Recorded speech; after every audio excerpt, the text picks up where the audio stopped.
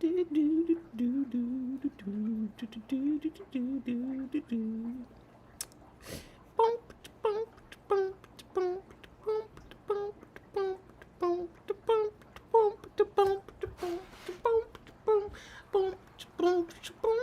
what is up, people? What is up? Give me 1 second. Holy.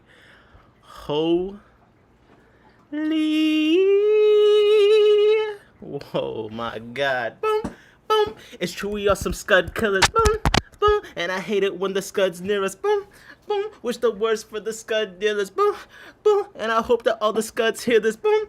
I be slaying scuds till I pass out. Deploy the pea puffers, get the ass out. My kill counter unbelievable. My crib caught a scud about a week ago. And exterminate every weekend, so boom, boom. I kill them every weekend, ho. Boom, boom. What's up, people? How is it going? I'm in a good mood. So I started the stream early. I was like, let me stream while I'm in a good mood. What is up? Johnny Best. What's up, Johnny Best? How is it going? Cheryl Cam Jam. Thank you, ma'am. Dijon, Mick, of course, Weather Chaser, talking about every tornado on the planet, man. I don't even need the Weather Channel. To Platypus, how is it going? So, Parrot, Let Ovo, Joe, hope you're doing well. Jody P was in the chat earlier. Jacob was in the chat. Steve's Glass Boxes, Thor, and Boy Ninsis. What's up, Steve? What's up, Thor? Bobby Schmurder from my neighborhood. Come on! Johnny Best knows what I'm talking about. My crib caught a scud about a week ago. And we party every week or so. Come on, you know what I'm talking about. Okay. Johnny Best gets it. It was worth it. Man, what is up? What have you guys been watching? How has it been going? Any shenanigans? Before we get into the topics, by the way, shout out to the replay crew. We'll get into the topics in a second. Let me just catch up with everyone real quick. Yeah, what you guys all been up to? I saw Mexicali up in here. By the way, congratulations, Mexicali Fishkeeper just started a new podcast. I don't know if you guys watched that. I had to I need to go through and watch it. You know, I'm linguistically challenged, but some of you guys can get there. I actually do really want to learn another language before I, croak. So, Mexicali doing another podcast, that might be what pushes me over the edge. I'm not gonna lie, bro. Swim Deanna Jones, I can't be missing out on anything going on there. So make sure you guys check that out if you missed it. What else has been going on? Well, I gave my first club talk. We're gonna get into that. Spoiler alert, it went well. It went pretty well, so I'm pretty excited about that. Shout out to the club for bringing me out there. Anything else silly that we could talk about before? Are you reviewing the DSAS or did you mean DSAS? Scotty messaged me. I must have meant. Sorry, let me change the title. I did a typo. I meant DSAS. It's okay, we fixed it. What's funny is when I did the title, I read the Facebook page, so I knew exactly what club I was talking about, but this was actually me just hitting the wrong button. DSAS. Okay, anyways. Let me get back to the zone of what I was talking about. Jody P, what's up, Jody P? Slide in through the chat. Of course. Appreciate you being around. It's not late in the night, so no excuses, no bedtimes. Okay, usually it's the bedtime. If it's past what is it, like 9 p.m.? Yeah, Jody's asleep. Dijon said, I forgot English speakers don't know another language. I know, it's embarrassing. It is. I am embarrassed about it, but what am I supposed to say? You know what language I took years of? Latin. Useless. And I don't even remember any of it now that I'm into Latin names and stuff. Like what? I can do like one declension, one conjugation, and I know who Julius Caesar is. What good was this? What good was the years of Latin? You know what I mean? What good was it really at the end of the day? Beto said Pod Squad coming through. Oh my God. It feels good. it feels good to have everyone coming in here. Well, I did give my first talk at a real aquarium club. I did, and it's the Diamond State Aquarium Society over in Delaware. So just in case you want to know who's responsible for pushing the isopod agenda, DSAS, they got on the agenda, man. Appreciate them. And shout out to the president. I think Jeff that I met. I didn't get too much of a chance to meet everyone. Like, oh, my name is this, my name's that. But and Scotty, I think was a part of bringing me through. Shout out to Scotty. Dershawn said I would pick Spanish if I was living in the U.S. Me too, as well. I tried to take Spanish in college, but I actually ended up dropping it. But it was like my first semester at a 4-year school, and I was taking like 5 classes, and I couldn't keep up with it. So I did try, and I failed. Thor said isopod agenda. Yeah, big news for the isopod agenda. And I just want to say, I'm gonna pull up some stuff on the screen, but I just want to say that my process of doing this talk involved, and I'll talk a lot about like things I want to improve in the future talks and kind of like what I learned. Overall, the talk went really well, but one of the things about doing this talk is I had to reflect quite a bit. And I gotta be honest, it's been kind of a crazy time. Like, I reflect back, and one of the things that I thought about was when I was first getting into aquatic isopods. I was first bringing the aquatic isopods around, and I'd bring them to the club auctions, and the auctioneer would be like, "What the hell is this?" And you'd look into the crowd of people, and they'd all be like, "What? We don't know what an aquatic isopod is." And there's still plenty of people that don't know what that is. But now when I look at the PVAS all-day auction, I forget the other one I looked at, but there's aquatic isopod lots and auctions I'm not going to now. Now people are keeping them, breeding them, and taking them to club auctions. And I don't give myself a lot of credit in many things, and obviously a lot of people have been keeping and selling isopods besides me, but definitely what we've all done with this whole isopod agenda thing has made a big difference. Like, when I first was getting into this, you would look up Acellus aquaticus. That's what everyone was selling everything under. Now multiple vendors, they either don't list anything, or they say like Alursius, or they guess on the Sacedota. And I'm gonna go ahead and say we were a big influence on that for sure. But with all these things, it takes a bunch of people into it at once.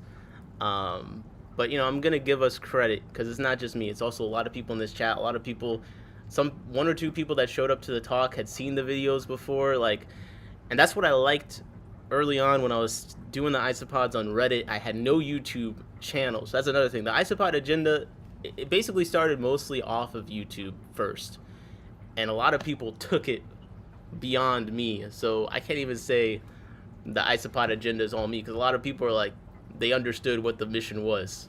And now we're at the point where I'm going to aquarium club, and I'm talking about aquatic isopods to a bunch of fellow fish nerds, and they were actually interested in it. So let me pull up some photos from it, because I didn't record it, I didn't do anything, but some people did send me some photos. So now I do want to show you guys kind of what the layout was, and I'll tell you what it was like. What's up, SVC? How's it going? Cam Jim said, gonna lurk, eat, and do fishy chores. Appreciate the lurkers. Appreciate you. JP said, agenda achieved. The agenda moves on, but some of the initial goals of the agenda is definitely going forward. Maven said, I need a nap, and this is the perfect stream to put on. All right, fuck you, Maven. Jody said, look at me being awake. Hardest working fish stream. Look, the streams have not been as frequent as they have been at some periods of time, but we're still the hardest working fish stream. I got a stream tomorrow. I need to look over those questions again, but we're doing a stream tomorrow with Captain's Critters. We're doing rice fish trivia. It's going to be very hard, so I'm not going to mention it again. That is the biggest advanced warning I'm going to give you. Dershawn said sleeping time here as well. Listen, I have videos that I go to for going to sleep. So if I'm someone's sleeping video, I don't really care. That is still an important role to play. in someone's life. You know what I mean? So one of the things with making this talk, I think I had 69 slides at the end. And some of them are like, it's a picture, and then you hit a button, and then text comes up. So it's not like necessarily every slide's from the ground up. But it's 69 slides, which is nice. And kind of trying to figure out what I was going to even say, because I'm dealing with a few things here. One is I'm talking to an aquarium club, and I don't want it to be boring.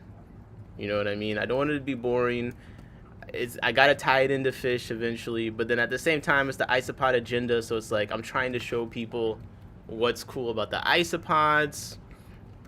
And just in case another club happens to have me talk at their meeting, I'm not gonna like go through my whole talk on stream. I'll keep it to a club thing for now. But here's how I started. This is my first slide. Okay, when I was doing the intro, so you'll at least get that much. I started with the isopod agenda, and then one of my more iconic photos that I took of an aquatic isopod is the profile picture to this channel. And I think it was the photo I used in some of my early Reddit posts about isopods. Deershawn said, fish keeping OF here. Oh my gosh. Yeah, so it was funny because I got to the meeting, and I couldn't figure out where I needed to park, because the directions, it was like you go in and the direction told me to turn right, but I really needed to turn left. But I got there early, an hour early, and I was in there going through my slides, and I messaged Scotty, and I was like, hey, I'm here early, can I come in? He's like, yep, you can actually come in now. So I go in, I'm getting set up and stuff, and the meeting starts at 7. So I'm like, yo, 7, it's all coming to this. Like, I'm a little bit nervous because I haven't given this talk before. It's not like a nervousness like, oh my gosh, public speaking. It's like, oh my gosh, I don't want to waste these people's times. When I do the live stream, it's kind of like your fault. If you're tuning into a live stream on wasting your time, it's kind of on you. You could click away. And to a degree, if you show up to a fish club meeting, to a talk you're not interested in, technically that's on you, but it's a little bit different. And also, it's harder to, like, if I'm being boring, you can like turn on another video, you can do something else. But like, it's in person, you're kind of like stuck in the room, and I feel a responsibility to not make it boring. So that was more what I was worried about. And so 7 comes, and they start doing the announcements, and my body is like, okay, I'm ready to go. We're gonna do this talk. And then 7:10 comes, they're still doing announcements. 7:20 comes, they're still doing announcements. 7:30 comes, they're doing announcements still. And one person from Maryland came to see the talk, and she was like, oh, I thought I was gonna be late, but look, you haven't even started yet. This is great. And then they said at the end of the announcements, okay, we'll take a 10-minute break. So I'm just like sitting here like, oh my gosh, I've been hyped up, ready to take this, like, to start talking, and now I'm still waiting. My body was like, oh my gosh, what's going on? But I get up there, and I'm looking at the room. There's a decent amount of people there. Scotty said this is the most items they've had in the auction recently. They seem very excited about that, and we'll get to the auction, of course. But I look at the room, and I got the isopod agenda up, and I felt like things kind of clicked into place. Now, I put a decent amount of thought into the slides, but because I talk about this stuff so much, people are used to waiting for superstars, no worries. Hey, it wasn't me holding up. Oh, another thing is they said there's going to be a mic, but then it turned out the mic wasn't in the right place in the room, so it ended up, I was speaking without a mic, which isn't too much of a problem, but I do think it kind of helped me, throw me off a little bit. So I sped through the one thing I'll say about my talk is I went a little fast, but we were a little bit over time. It's already 7-something p.m. and it's supposed to end at like 9:30, and we still have an auction to get through. So I think in future talks I could probably slow down a little bit is the main thing. But I start talking, and there's a few people in the crowd I could tell knew about aquatic isopods a little bit. So I was like, who here knows what aquatic isopods are or have heard of them? And like just a couple of, like 3 or 4 people raised their hands, and I was like, I knew it. I could just tell. And one of those people did tell me that he had seen the video and he had some aquatic isopods he got at a previous auction and things like that. So I was like, okay, my isopodagenda radar is working. Now I'll show you one more slide that I thought was pretty funny. This photo, I think you guys will find this photo as funny as I found it when it was sent to me. It kind of looks like I'm a fish keeper with amnesia. So it's me. I'm standing next to a white screen with some very small text that says, "Who am I?" This is the second slide in my talk. Okay, the second slide in my talk, because when I was going through it, I was like, I should probably introduce myself so people understand who I am. You know what I mean? But for some reason, like, despite this is why I'll give myself credit on the talk. A lot of the slides were photos that I took, you know, my macro photography. They look very nice, in my opinion. And at least one or two people afterwards did say, oh, they look very nice. And your photography. Well, someone was like, do you plan on doing a talk about aquarium photography? I was like, no. Although, in my head, I was like, I did do a live stream about that. But that's besides the point. So I was like, I should introduce myself. Like, let's not jump into the bugs. And one of the slides I used to introduce myself, which I wanted to show you guys, I was like, here's the 3 things you need to know about me. One of those things was Ada the cat. So there was an Ada the cat slide for my introduction. Okay. And this photo alone of Ada does make me laugh quite a bit. So I thought you guys would appreciate that. This is a very memeable photo. Who am I?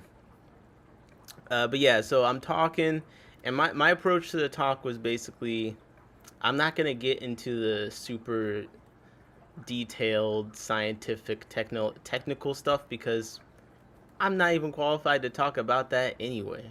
You know what I mean? Like, so my premise of the talk was, I'm going to take you through the last 2 years of me as a total newbie trying to figure out what these isopods are and how I can apply them in my aquarium hobby. So that was basically the premise of this talk. I think in the future, I'd love to find a way to include some video. I didn't for this because we all have seen people give keynote presentations. Has there ever been a time where the video plays smoothly? It's always preempted. Before they do the video slide, they're like, and we're gonna see if this works. There should be a video here. Does this sound familiar? Like, give me 1 second. You'll see exactly what I'm talking about. Like, I didn't want to have one of those. I kept it all to like photos for the most part, but I would like to include some video footage in the future because I have some videos I put up. I filmed hours of footage and things that I've never posted anywhere that I'd love to put in the talk.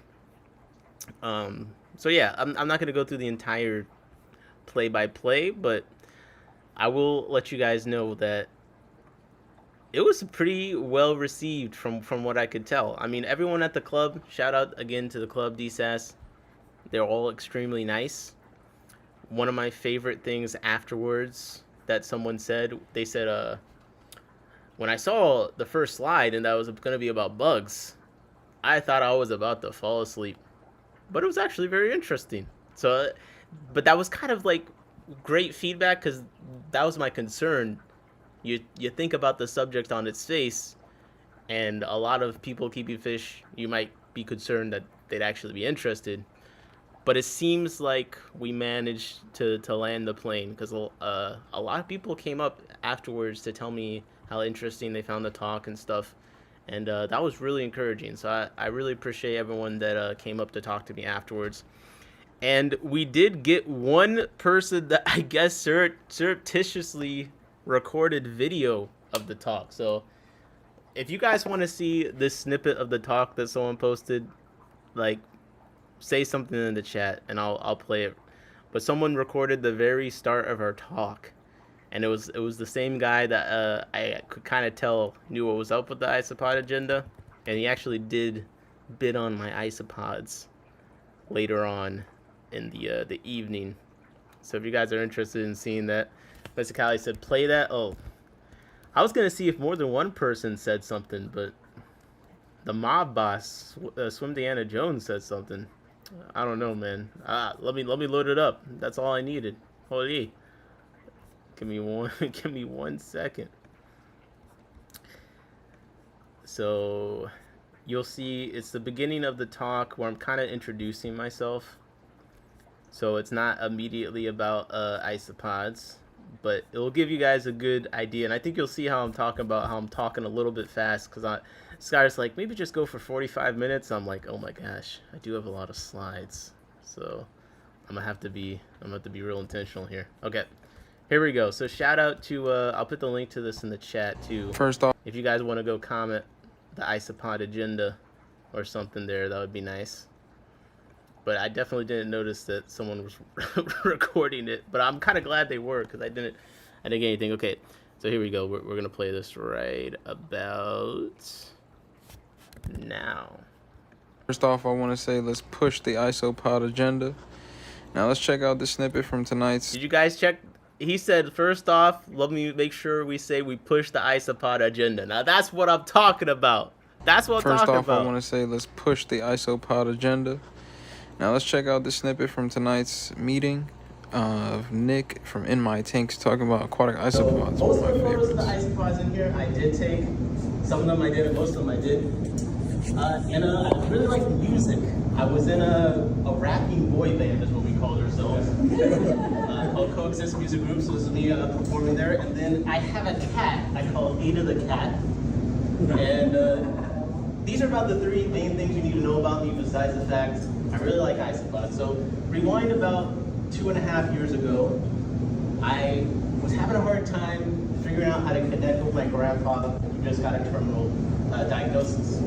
I heard he was really into fish tanks back in the day. Maybe he wanted to do a fish shop store. He had like a bunch of them. He loved breeding stuff. So I thought for Father's Day, I would set up a tank, and I would, promise to maintain it and do things with them. And also at this time, I moved back home because my roommate, he moved out, my girlfriend moved out of the country, so I was like, what am I paying for this apartment for? So I moved back home, so it was kind of like this whole intergenerational, like, how do I connect thing? So I made a fish tank, and this is the first tank that I set up for him. It was a small little tank, and it eventually did turn into a 75-gallon at some point. He decided it wasn't big enough, you know what I mean? So we got the 75 for him, and as I was doing this, I was like, you know what? I really enjoy this. This is great. I need a fish tank too. Now the rule was I couldn't have a fish tank bigger than Grandpa's fish tank. So Grandpa got a bigger one. Yes, so that's actually why he got the 75, because he saw I was trying to get my own fish tank. So, I set up a 40 breeder, and this was my first rack, my first aquarium rack. So I had the 40 breeder and the 29-gallon on the bottom, and then on the left of the room was the 75, and he'd sit in his chair, and I'd sit in my chair, and he'd be like, my aquarium's bigger than yours, so I'd be like, whatever. Mine's nicer. Okay, and then that's my 40 breeder after a few months. Okay, so back to the isopods. So the isopod agenda is basically my movement that I started when I found out about aquatic isopods. I thought they were so cool. I was like, everyone should know about these. I saw the terrestrial isopods, I was getting into those, and I was like, there has to be ones that are in the water, and it turns out that there are. And luckily I got some. Here they are, aquatic isopods. Hey, it was a great talk, great meeting, and I had fun. So there you go. There you go. I didn't do any commentary. I was like, let me just play through this. So that's kind of how the talk started. So I feel like it was a decent start off. And shout out to his YouTube channel is Twistodontis. Shout out. I'm glad that you recorded that and posted it. Appreciate it. I already liked it. I'm in incognito. Every time people are like, you haven't liked it already? I'm in incognito. I liked it on my account. But I posted a link in the chat, so go leave a comment. Mick said, yep. Shout out to my Grandpa David. Definitely, there's all sorts of interesting ways you get into this hobby, and it's not something I could have predicted, that's for sure. So even just seeing his title, the short, it said, W. Nick's grandpa, without his passion for fish, I wouldn't have more isopods today. Even just that made me be like, damn, isn't it crazy how life works? Like, it's not like the biggest thing ever, but he's right. Like, because of my grandpa, there's a decent amount of people that have aquatic isopods in this moment that maybe wouldn't. Maybe they would in a couple months, or maybe they would have gotten them somewhere else eventually. But yeah, it was something interesting to think about. So I will say doing the talk was definitely something that involved a lot of reflection compared to some things I've done recently. Mick said the pic screams psychoanalysis in front of a white screen. No, it was a good time, Mick. No psychoanalysis here. I don't know what you're talking about. So listen, we'll see if any other clubs ask me to talk about isopods there. I'm not really sure if this is going to be the start of my isopod talk tour, but I will say if any club's interested, I now have a talk. I think it went decently. I'm going to keep working on it and improving it as much as I can. And if you were there and you saw the talk, first of all, thank you very much for sitting through that so patiently. And second of all, let me know if there's something you think I should add. I will say the questions portion, there was a lot of questions, which if you've seen a presentation, I feel like a good sign of a presentation, you could actually argue both ways. You could argue that a good presentation, there's no questions at the end because you've addressed everything. So you could actually spin it that a lot of questions at the end means I did not cover as much as I should have. But to me, the way that I took it was that people seemed to be interested. They had a lot of questions. A lot of them, I feel like I did kind of address in the talk a little bit, but maybe because I was speeding through so fast, I didn't go over as much as I could have. I think one of the more interesting ones, like someone asked about collecting them and how I prevent for diseases and parasites, which I don't collect isopods very often, but when I did, my strategy was basically just breed them out a few generations. You know what I mean? Because a lot of the parasites and stuff that have to do with fish, they're intermediary hosts. So you leave them in there without fish enough. You take out the ones that are born in there, then you're probably gonna be good. So good amount of isopods. Joe said the bidding went hard on those isopods. Yeah, the bidding did go hard. Outside in said, would you say you're best known for aquatic isopods? I'm working on design, and I for some reason thought you were more to Daphnia. Bro, I think it's safe to say I'll say one of, but I am the aquatic isopod guy to a couple of people. And I technically have the most viewed video on aquatic isopods on YouTube, which isn't saying much because there's still not a ton of videos on them, so I don't think that'll last very long. But yeah, aquatic isopods, I mean, that's the reason I started the YouTube channel. Aquatic isopods have funded most of my hobby over the last 2 years. And the isopodagenda, like the people that I met through isopods are the majority of the people I'm closest to regards to the hobby, and a lot of the people that hang out in the chat and stuff, that's how they found me originally. So the isopodagenda is definitely my core kind of what I'm most into for sure. Outside and congrats on. Oh, by the way, bro, I got an interview on the well, interview is a big word, but you should come on the stream sometime outside. And I meant to say that when I was in your chat the other day. JP Jeffrey said the agenda could be in better hands. I think it could be in better hands, and it is. It really is a group community effort thing, and that's what I've enjoyed about it the most. I'm not gonna say I dislike all attention or something like that, because I live stream for hours at a time, and it's impossible to do that if you don't like attention to some degree. But it's nice when everything is not on you, when it's a community effort. And I saw Cam Jam said, we're proud of you, bro. I appreciate you. I'm doing my best. Hey, shout out to Johnny Best with the 99-cent donation. Thank you, Johnny. Appreciate you very much. Appreciate you very much. W Johnny in the chat. I see Mick already got started on that. From father fish to father isopod. Oh my god. I'm not trying to be any kind of father, honestly. Okay, I can be uncle isopod. I can be stepbrother isopod. Okay. JP said no. Nick likes scuds more. I'm gonna time you out, bro. Calm down. You gotta copyright the isopodagenda before you go big time and everybody copies you. I've already had people claim that they started the isopodagenda. It's not a big deal. I think people know what's up. Science said 10-4, okay, well, that seals the deal. Perfect. Just let me know what time works for you, man. We're running it up. Parrot said, now you tell people to buy from Captain so you don't have to ship. Yeah. I'm very anti-selling stuff on my YouTube channel, so I'm always going to say Captain's Critters got one of the best prices on aquatic isopods. Aquapods LLC has fantastic prices, and also you can buy the Calico isopods, which no one else sells.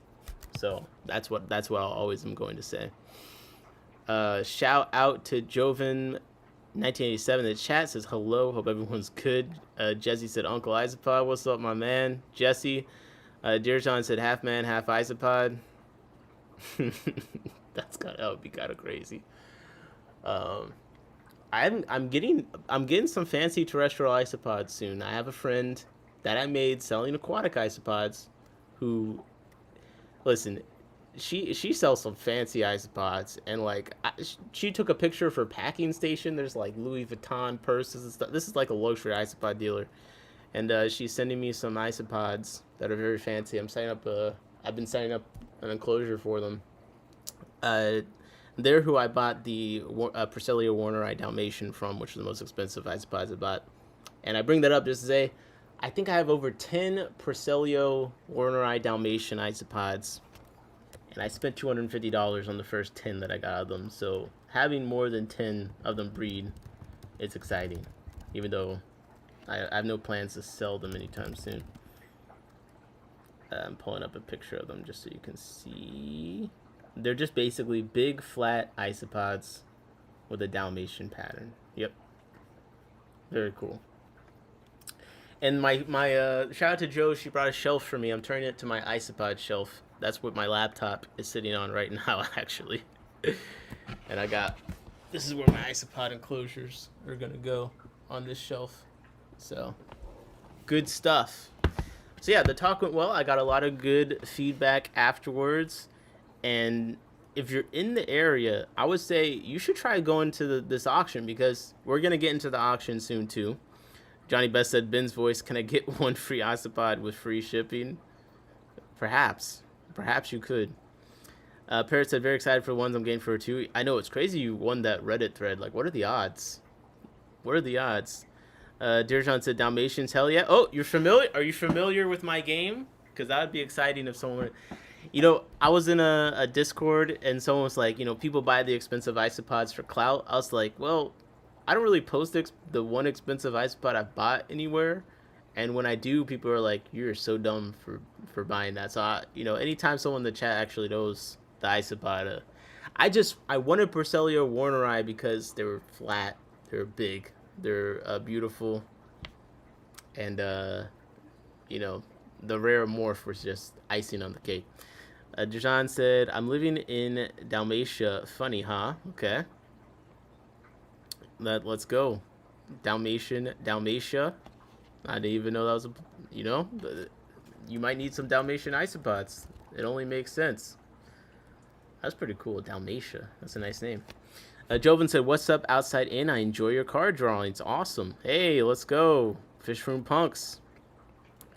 Come on.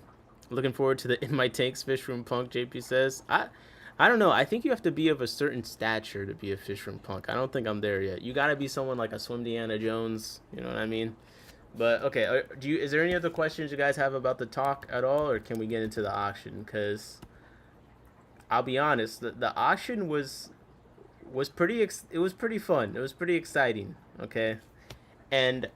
you can tell when you go to a club where people aren't as spoiled as some other clubs with the auction. Like, he said this was the most lots that they've had in a while. And it's not like there was a ton of lots. There was less than 100 lots. So, sometimes we go to clubs and they're just used to just people just tossing fish in, donating fish in. They got like, 200 plus lots every single meeting. And it was kind of fun being at a meeting where people are like, oh, that's a cool fish. Like, they actually kind of appreciate the stuff being put in. Parrot said, Let me see what they said in the chat because I lost my place. Cam Jen said, I like the ones with colorful sprinkles. They're called fairy isopods or something. They're pretty. Probably the magic potions. I see Joe said the same thing. Magic potion isopods. Yeah, these guys might be what you're talking about, perhaps. And Cam Jen said yes. Okay, we got it right. We got it right. Jacob said, I wouldn't have got them and loved them as much if it wasn't for your isopod video. I missed that earlier. Appreciate you, Jacob. Jacob's a real G. Said you found another isopod outside of the apartment. Man, you're on the isopod hunt these days. You're on the isopod hunt. Okay, let me make sure I'm in live chat. I'm not missing anything. I want the red springtails, but I doubt I'll be able to keep them alive. Oh, springtails are easy, man. I had so many of the orange springtails at one point. I was feeding them to my fish, and the only reason I don't now is I've just been behind on cultures. But springtails are not too bad. I would go ahead and pull the trigger. But you know, look who's talking. You know what I mean? Can you really take my word for it? So let's get into the auction review. I think we're gonna do our usual game. If you guys are not familiar with the game, okay, the game is I'm gonna say an auction item, and then you're going to guess how much it went for, okay? And if you guys get enough guesses right, let's say you got to get 5 guesses right, then I'm gonna gift some memberships, okay? I'm gonna gift some memberships, which, how much does that mean? That's up to you to decide. But I'm gonna give some memberships. Let's say you guys get 5 prices right, okay? We'll give 5 memberships. So Jacob said I have 4 springtail cultures now. I'll send you. I'm gonna keep multiplying them. The ones that only feed in slime mold, I'm sure they eat other things. Okay, let's get into this. Are you guys ready? So I'm going to start. Oh, here's another thing. This will get you a point. You guys got to guess what I bought. I only bought one thing in this auction for myself. Guess what I bought. So we're going to start with Indian almond leaves. Now, this was pretty funny. Scotty was auctioneering, and I will say to all the auctioneers out there, I think Stinky Piggy said free membership means everything to me. Come on, man. I don't think it means anything to anyone. My memberships are pretty much worthless at this point. Don't guess the price yet. Let me give the... So it's 19 leaves. I think it was a Small World Aquatics thing. It was 19 leaves. It was supposed to be 20, but it used one. Jorge's guessing I bought isopods. I did not buy isopods. I'll say that. Mick is guessing mala shrimp. Yeah, it's 19 leaves.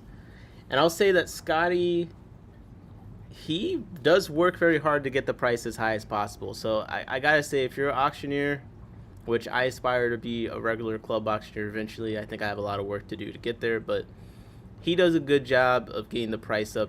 He bids on stuff that he doesn't really want. He does a lot of things. Well, maybe he could kind of want it, but I'm just saying he does a lot of things to try and get the price up. He starts it as high as he can. He was doing a good job of making people laugh this time around. Outside Ed said he definitely bought just female guppies. Okay, so we got a guess of 7 for the 9 leaves. 13, Stinky Pinky says. 3, 4, 15, 13, 8. The retail value on this, I think, was like $12. And I'm going to be honest, let's look at the price real quick. So the 19 leaves did indeed go for $8. So outside in, Mr. Fishroom Punks himself did actually win. Sunroad Aquarius said, what do people think a quarter pound of blackworms will go for? Maybe, I don't know. That's a good question. It should be a substantial amount. But yeah, first lot and outside in guessed correctly. So you guys are up 1 point already. Okay, goddamn. I didn't expect that. We're already off to a rough start for me. Mick said, over here, I'm often amazed at how much almond leaves go for. I know. So I bought this pack of leaves. Isn't it crazy? I just had this here. This is one of the best things on Amazon, honestly. It's like big leaves. It's 100 of them, and I think it was only like $10 or something. To me, that's pretty good. So 20 for 12. I don't know. Mexicali was there. Cheater. No, Mexicali was not there. Only I think Scotty was there. Joe was there. Those are two people that could be in the chat. I think other than that, we should be good. But okay. Okay. That was one guess already, first off. So how about this? Let's do one that I think you guys will not be able to get. This is my lot. I put in Armadillidium Gesturi. 10 of them. Okay? Retail value, I have no idea. I've only bought them at club events. Retail value is probably not that high. Maybe like 20 bucks at the most. What do you guys think? 10 Armadillium Gesturi went for. Pretty nice, outgoing, and pretty isopod. I have a small temporary enclosure for him. Someone donated some equipment and isopods to me for the club, which included some Gesturi that I actually sold them on behalf of Chad at a CCY swap a while ago. And I have some Gesturi in here. Let me show you guys what this looks like real quick. They're very cute. They're very cute isopod. And as you can see, outgoing, easy to see, and they have great color. This is my kind of little temporary isopod enclosure for when I'm catching stuff out to take to things. But okay, so the 10 Armadillium Gesturi went. I'm moving my camera 1 second. They went for. Let me read the guesses. Come on, Stinky Pinky, where's your guess? Come on. I know you want the membership. You said it means everything.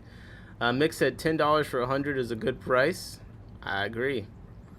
It's not bad for Amazon. Okay, Dirjan said 14. Outside said 150. Johnny Best said 55. Mexicali said $2. So it's a 37.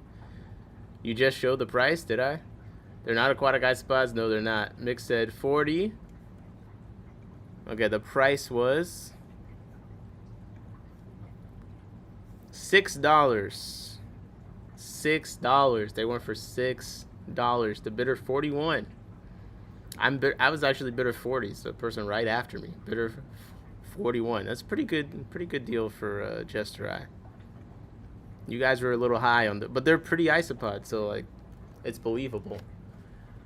Hey Jorge, I will send you whatever isopods you want. Okay. Jorge's one of the biggest influencers in the space. Okay, he's a very influential man. So if I can get more isopods to him, the isopod agenda is sure to spread. So I'll send you isopods. Mick said, "I'm the worst cheater." Shut up. Outside in said, "Damn, I saw cool colors. I was slime. They're expensive." Sticky Piggy said 25. Yeah, not quite. All right, next lot. Let's see if you guys can get this. Okay. Anubius Barteri SP. This is a pretty decent sized piece. I'm gonna put up the full picture in there. And you know, Anubius, it takes a long time to grow. It's a good low-tech plant. People like it. It was a pretty decent piece. What do you guys think this piece of Anubius Barteri went for? We got to guess a 17 from Dirjan, Mr. Dalmatia. We got 8 from Mexicali, 10 from Outside, and 10 from Jacob. Stinky Piggy says 4. Oh, come on, man. Come on. The clubs aren't that cheap. Come on. We got a guess of 17 from Sutton. Barteri 22. JP says 5. SVC says 15. Johnny Best says 6. I'll be honest, 2 people have guessed the price right. So this is going up fast because the sales price for this Anubius was $10. So Jacob and Outside In both guessed correctly. Outside In's gotten 2 right so far. This is ridiculous. Come on. He's gotten the two ones right so far. Wow. Okay.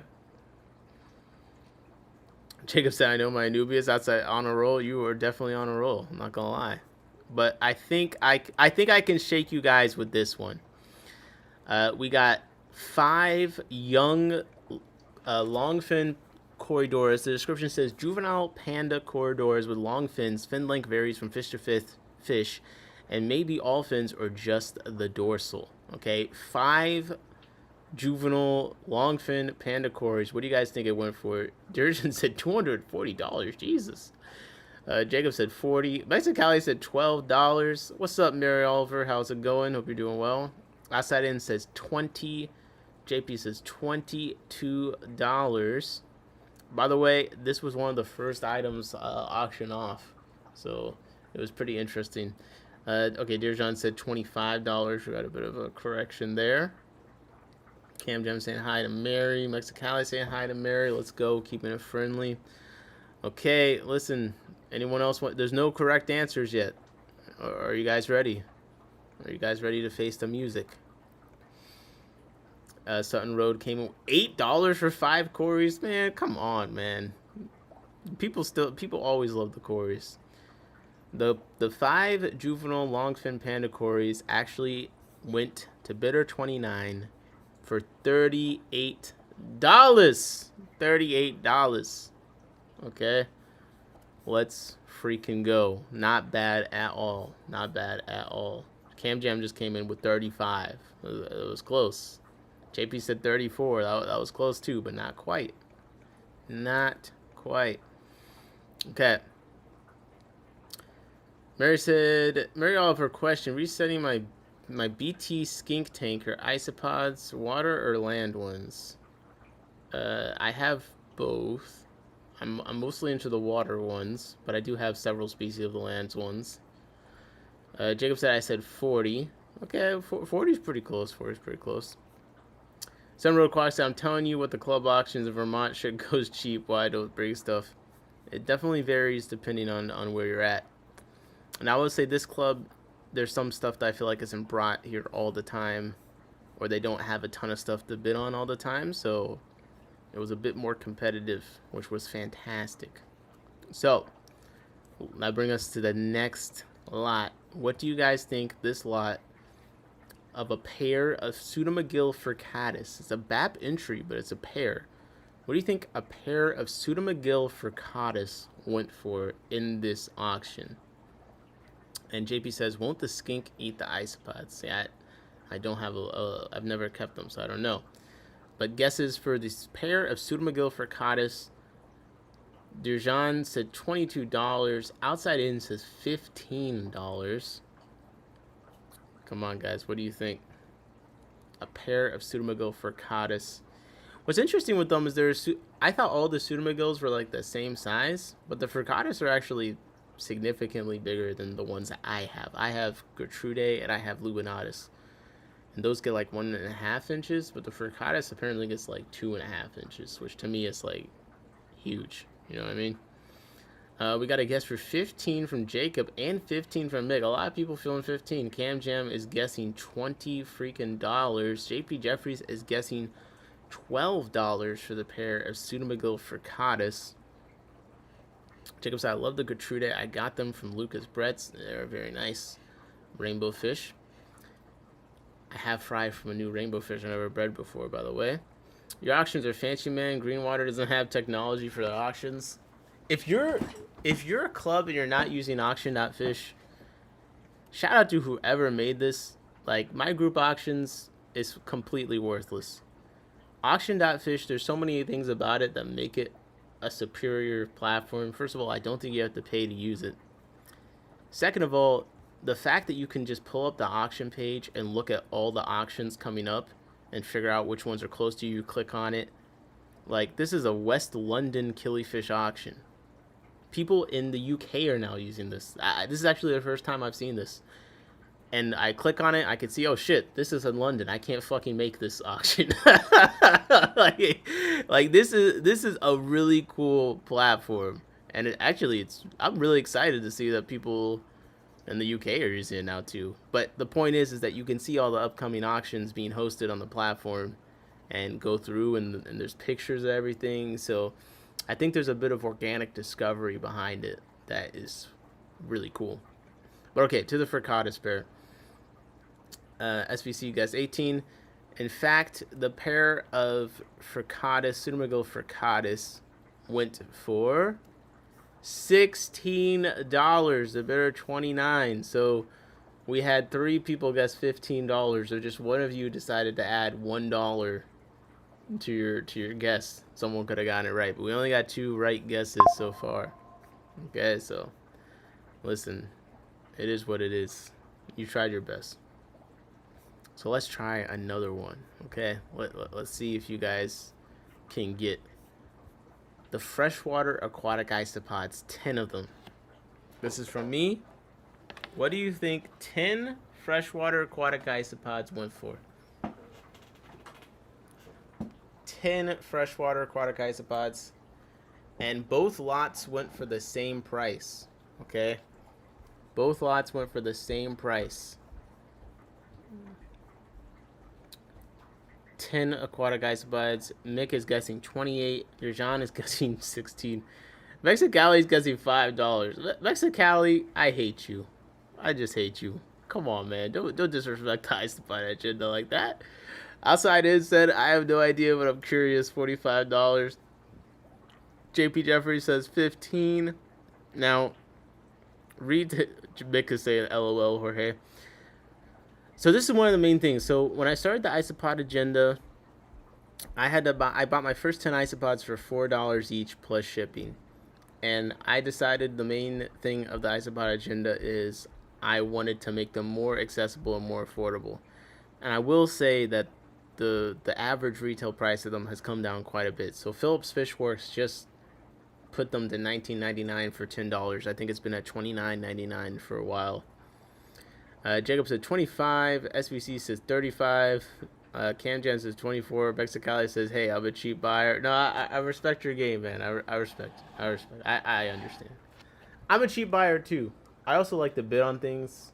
I bid on a lot, but I only won one thing. Sun said, I'm hoping a quarter pound of blackworms go for good money. Oh, the NEC auction. Okay. Yeah, Scotty, that's the same day as my club's first auction. So we're kind of competing, but at the same time, not really, because the NEC auction is pretty far from me. So I think a quarter pound of blackworm should do good at the NEC auction if they have decent attendance, I feel like. Mick said, but if they come from the podfather himself, I don't think it adds that much. So we did get a correct guess from Jacob. Jacob got it right. The 10 aquatic isopods went for $25 to bidder 31. So we got 3 right guesses from you guys. Not bad at all. Not bad at all. Okay, let's see. What can we... Oh, this is a good one. So this is, I think, a lot from Scotty. Caridina caerulea / blue leg poso solasi. So it's a solasi shrimp that, in my opinion, is kind of ugly. Like, they're kind of clear and blue. They don't look like much. And also, he said that they're, like, apparently particular about parameters. As you can tell from my reaction, I definitely was not interested. Though I was like, man, I'm going to need something from these guys. What do you guys think that... I think it was 6 of them. Let me double check. Yeah, what do you guys think 6 of these we'll say shrimp went for? Cam Jen said 40. Mick said, dang, I had those blue ones. You made me sad. Not, well, you had these ones? I mean, Mick, you're a man of exquisite taste, okay? What you like is what you like. Mick said 70. Jacob said 30. Everyone said that about Cardinals too, but they were easy. $45. Okay. What else? Dejan said 9. I wouldn't pay for them, honestly. JP said 32. Okay. You put Sawalse in the name. Caridina. People start spending money. Okay, 32. What else we got? Any more? There's no correct guess yet. So I'm looking for at least 1 to 2 more guesses. Mick said, yep, rare, hard to get a hold of. Well, I know where Scotty lives. Actually, I don't, but I can find out. SVC said 22. Wait, that sounded like a threat. That wasn't a threat. Unless, no. Okay, one more guess. Give me one more guess. No correct guesses yet. What do you think? 6 lightly colored Caradina shrimp. Come on. I actually picked up some new shrimp recently. Some new Caradina shrimp, not from this auction. Mick is guessing another guess. He put 50. Okay, down from the 70. I'll take it, Mick. Mick has guessed. Dejan said 37. Outside in said second guess 80. Okay. The 6 Caradina Corellia went for $18 to bidder 38.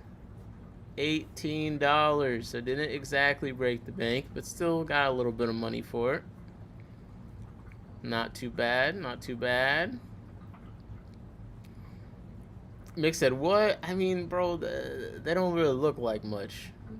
You know what I mean? They don't look like much. He said they're fussy with parameters. Like, why'd I get? I'd rather get the Neo Caradina. Come on. Outside it said crazy. Okay. Well, let's do the other Caradina then here. What do you guys think these Malawa shrimp went for? This is, let me see how many. This is let me see how many Malawa shrimp there are. I spent a lot from Dan's. Well, bro, you bought it from Dan's Fish. You could spend a lot on anything. That man will sell a ram's horn for $100. He don't care. Okay, it's 15 Malawa shrimp. What do you guys think 15 Malawa shrimp went for? He said, you right? Yeah. 15 Malawa shrimp. What do you think? What would you pay for it? Cat Girl guessing 25. Dirjan said 44. Darian 55 said Mick. Cam Jen said 30. Any other guesses? This is 15 Malawa shrimp. The Malawa shrimp are. So I was doing some research. Apparently they can get blue. People have like bred them to be blue and red, but for the most part they're kind of clear, patchy, spotty. They don't really look like much. Allegedly they're good algae eaters. That remains to be seen. They're hardy. They're technically a Caradina. They're not the most good looking, but they are kind of hard to get a hold of. Jared said I don't pay for shrimp. That's hilarious. I don't know where it is. She was just eating. JP guessed 36. Outside in is guessing 15. You guys so high on the other ones, but these ones you guys 15? What? You guys are so inconsistent. SVC is guessing 38. All right. So the Malawa shrimp did indeed sell for. Outside inside, I don't think your club likes. Well, this isn't necessarily my club, though I am a member. This is my first time going to a meeting, but they went for $30 to bidder 40. So Cam Jam, thank you, ma'am. 22 did actually guess this right. So you guys have gotten 3 right. Is that what the number is? You've gotten 3 right. Not bad at all. $30. And I did buy these. This is what I bought. It's the only thing I managed to get at the auction. I was bidding against Scotty mostly. And you guys might remember we were discussing them on stream recently. We were trying to figure out where to find them. So I did find them. If they show up later, I'll put them on screen. But I did get these. For you guys, not for me, of course. For you, for the stream, come on. Okay, let's do another one. How about this? Nick said, dang, Nick, I was about to get you some. Do you want more? I mean, I'll never say no. Well, maybe I will say no, depending. How selfless? I'm a generous man. What can I say? Okay, so we got 5 female guppies. There were 5 male guppies. The males were kind of like an orange tail situation. Let me see if there's a picture of them. I actually don't see guppies. Sorry. Okay, there's not a picture, but they're like kind of like orange-tailed. There wasn't a specific strain.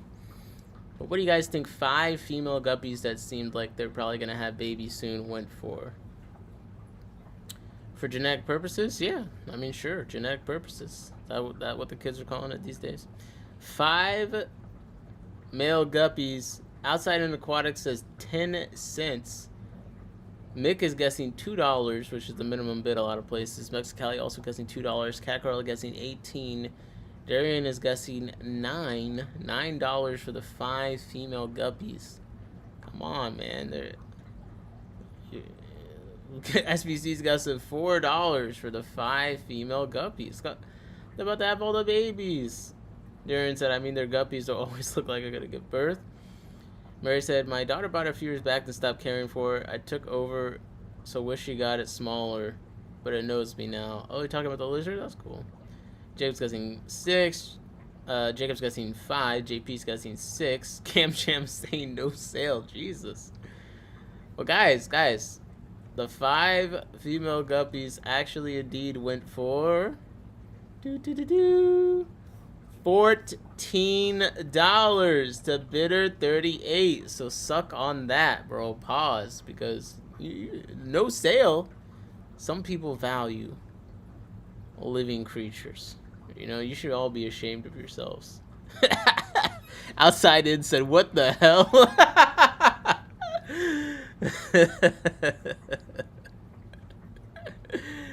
Okay, fine. Darian said sucker buy. Okay. How about, you know what? Since you guys are a whole bunch of fish prejudice, fish racists, I don't know what the word is, but like, some fish, expensive feeder fish, like this is crazy.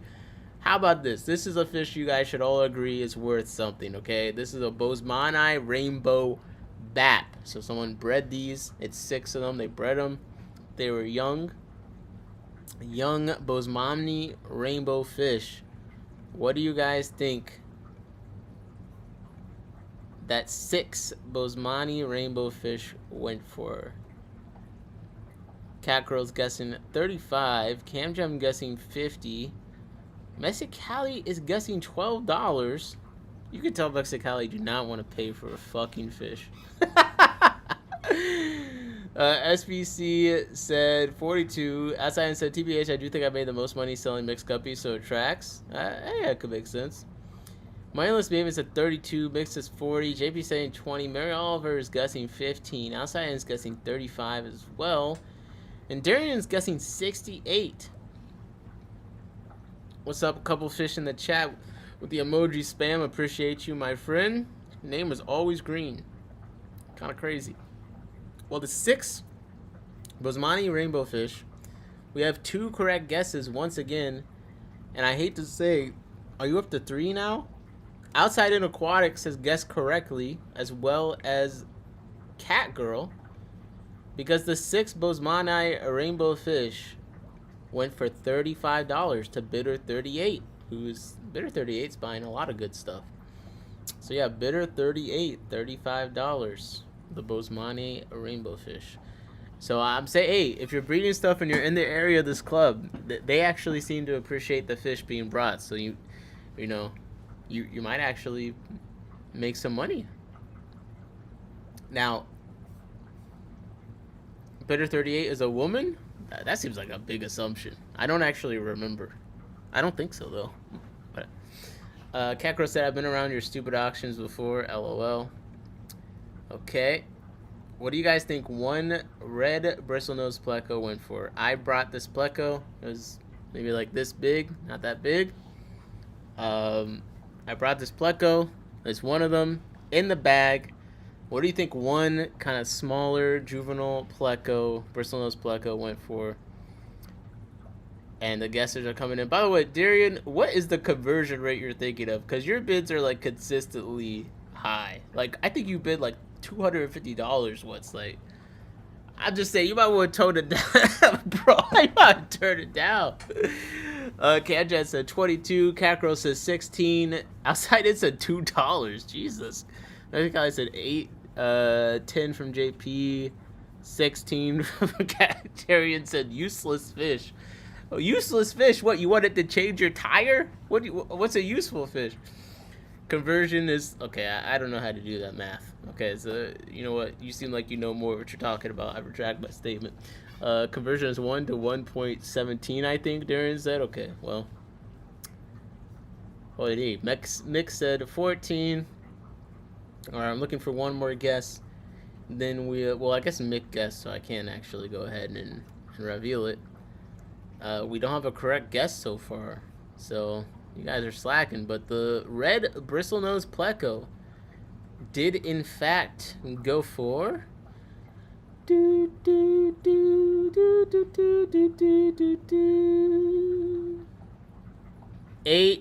$1 below Darian's second guess of 19. $18 to bidder 25. I was pretty surprised. Mary Oliver said, did I miss your answer about isopods? Sorry, designing with my granddaughter, aquatic or land rovers. The isopods I talk about mostly are aquatic. I do keep land isopods personally, but I'm mostly all about the aquatic ones. Darren said, plecos are expensive. You don't see them and they shit a lot. So I think Corys are way better than plecos. Imbrood said, okay, where is this auction? The moon?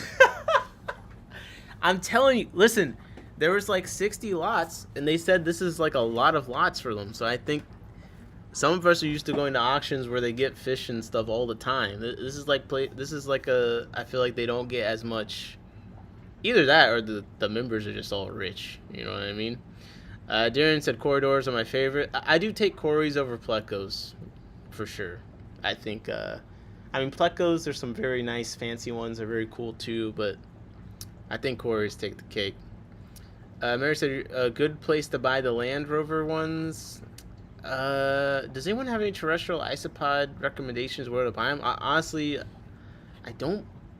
I mostly get them locally from people, so I don't really have a main place to recommend. Like, I bought them off of eBay before. I bought them off of Morph Market before. It really depends on what ones you're looking for. Was this the 10 p.m. auction? Yeah, this was a Monday night auction. It might be a little different. People might spend more money when the moon's in the sky, Catgirl said. I'm telling you. Okay, well, let's do another pleco since you guys... Embroom said, my standard fancy pleco statement. They have really nice looking tails because that's all you see of them. Yep. I think that's true for many fancy plecos. Now, I do regret not bringing more. I had to drive an hour and a half. You guys know I'm always late. So I didn't bring a lot because I just kind of ran out of time. But I do wish I brought more because people were actually bidding on stuff. And gas is expensive. Although they did compensate me for my travel costs, so I appreciate that. Again, shout out to DSAS. Everyone was super nice, and I really appreciate them letting us talk. And it was not on the moon. Okay, the auction was not on the moon. It was in Delaware. So one albino bristlenose pleco. I brought this as well. It was bigger. It was sexable, probably. It was a bigger one. I have a bunch of albino plecos that I honestly am looking to move. And in fact, the first pleco I had babies of that grew up and then had babies of their own. I haven't like tried to raise the fry or anything. It's just, you know, the ones that make it. What do you think one albino bristlenose pleco went for? Mary Oliver said, my newest corridors, I want fireballs. All right, well, I hope you win the lottery sometime soon. That's an expensive Corey. Outside in is guessing $2 again. Why it looks so skinny? This is like is a picture from the internet. I think it automatically added. Mitchell Broom is guessing 22. Catgirl is guessing 17.5. SBC's guessing 16. Mick said 2 groups of 5 Hephaestus Corys on an auction over here on the 25th. Oh shit. I'll be curious to know what those go for. 186 said no notification. I'm kicking down the door anyway. Well, if you guys join the Discord, we have a robot that does post a link whenever I've scheduled a live or whenever I've gone live. So I'll put the link to the Discord in the chat. I'll just plug it there. Outside, I said, I'm telling you, I can get a dozen of those in my local auction for probably $20. I can as well at many auctions around, but different fish go for different prices at different auctions. I've gone to a lot of clubs at this point where you can kind of know, once you've been to enough of them, what the people there are kind of looking for. But okay, we got no correct answers on this again. I think you guys are at 12 correct answers, but this is not going to add to them because the correct price for this was actually, and Mary Oliver discussed 11, which is $1 off from $12 to bidder 25. $12 for the albino bristlenose pleco.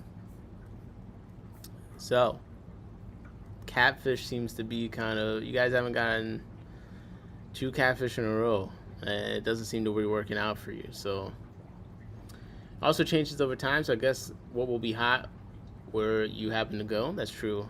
Things do definitely kind of have their ebbs and flows of popularity. So let's try one a little bit different. We'll do Fundula Panchex Gardneri P82. This is a killifish.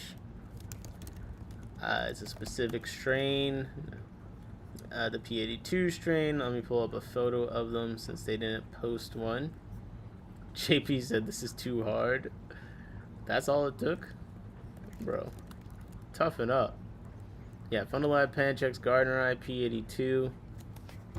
You guys have seen Fundula Panchex Gardneri before. You get the point. What do you think that a pair of these went for? Damn it, I just showed it on the screen. Wait, we gotta do another one. My bad. My bad. Hold up. I just accidentally showed it. It went for $16. But there's another lot. The yellow Gardneri. Okay, hold up. Redo your guesses. The yellow Gardneri killifish. Put your guesses in for what you think a pair of those went for, since I just showed the price for the other ones. All right, we got 23, we got 18. I'm trying to find a photo of them. Got 19 coming in. These photos all look terrible. This is like the closest one, but that's not even. I feel like mine look way nicer than this, but okay. We'll put that up. 32, Mary said 22, 32. Okay, $32, 35 from outside in, 37 from Catgirl, 17 from JP. Mexicali is saying $14. Nick is saying $32. All right. The pair of yellow Fundula Panchex Gardneri went for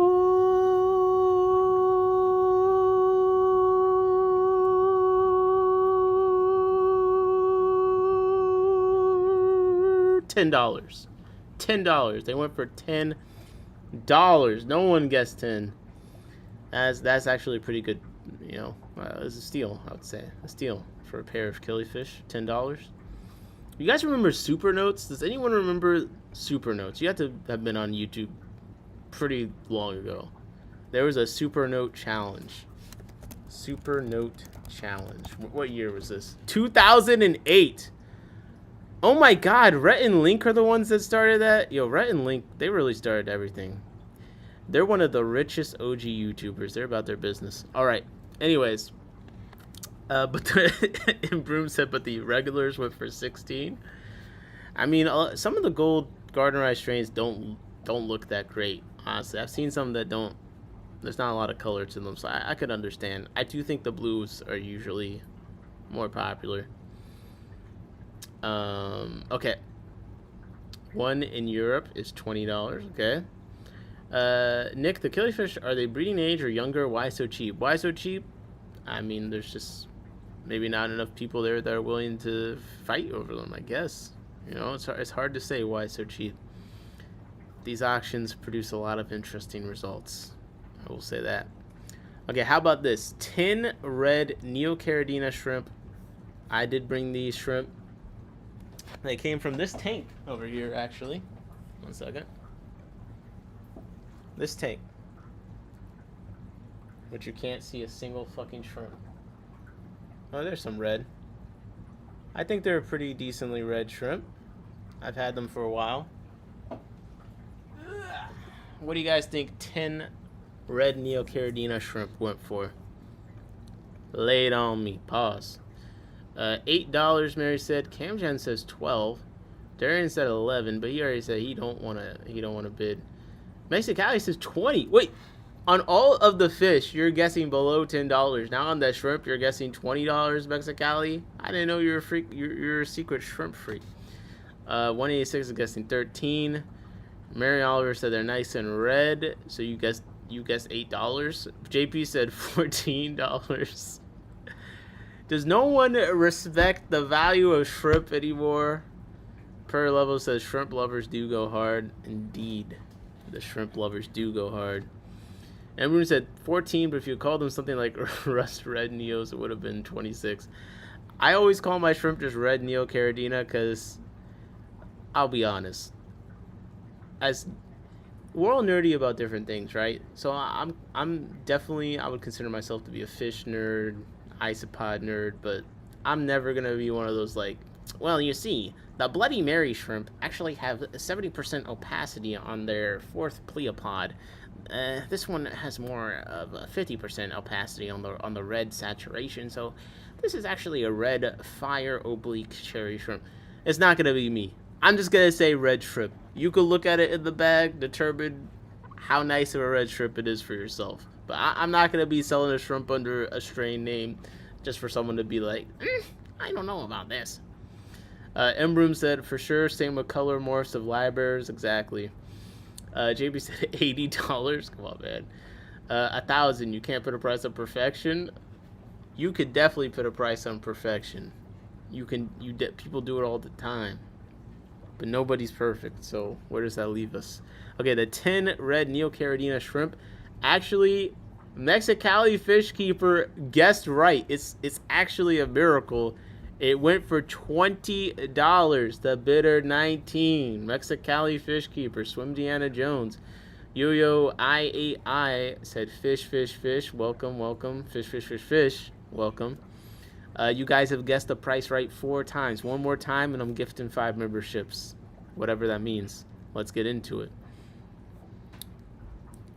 By the way, do you guys want me to talk about like some like random quote unquote drama later on? I got some lighthearted stuff for you if you're interested. Let me know. Mexicali says shrimp always brings in the money at auctions. Okay, so you respect the shrimp money, but you don't. But all the fish never bring in. You said yes. Darian said which retired person paid for it? I don't remember. Cacro said there's always drama with you. Oh please.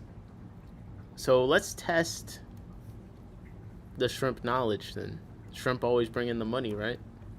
There's always money in the shrimp stand. That's what they say. What do you think 6 Blue Dream Neocaridina shrimp went for? I'm waiting. What do you think they went for? JP said sure start instigating. Broom said Mexicali is waiting for glow shrimp. I did see some cool glowfish today, actually. At Petco. They're like long fin tetras. I was like, oh, that's kind of interesting. I still like the Daniels the best. Yuyo said 14 quid. Catgirl said 27. Darian said 30. Camjam, thank you, ma'am, said 30. Mexicali Fishkeeper said $18. A 186 Element 9 said $14. JP Jeffries said $20. Mitchell Broom said $24. And Mikiam said $36. Yo-Yo said, I don't know my shrimp. And Mary Oliver said, how many? This is 6 Blue Dream shrimp that we are guessing on right now. Yes, 6 Blue Dream shrimp. Now listen. Really? Yo-Yo said, oi, stop that. Oh, 6 of them. Mary Oliver is saying $24. Cacro saying, what a funny bloke. Yes, Harry Potter. The boy who lived. Expelliarmus! George RB3 said $33. Yo-Yo said $40 for 6 Blue Dream shrimp. Man, the crack gotta be good over there. Mix at 06 and you guys $36. I'll start speaking American then, my bad. Were you gonna do a southern accent? I almost left to watch Fishery. Oh, Fishery streaming. Shout out to Fishery. Mickham said tea time. Cackerel said cast him in the Harry Potter show. I could be Snape. Why not? Anyone could be Snape. Let's go. The 6 Blue Dream Neocaridina British Shrimp, in fact, went for $18 to bidder 38. You guys, Mexicali Fish Keeper. Guess the price right again. Okay, Mexicali, you gotta be cheating. There's no fucking way you guessed the price again. There's no way that you did that. You have to be cheating.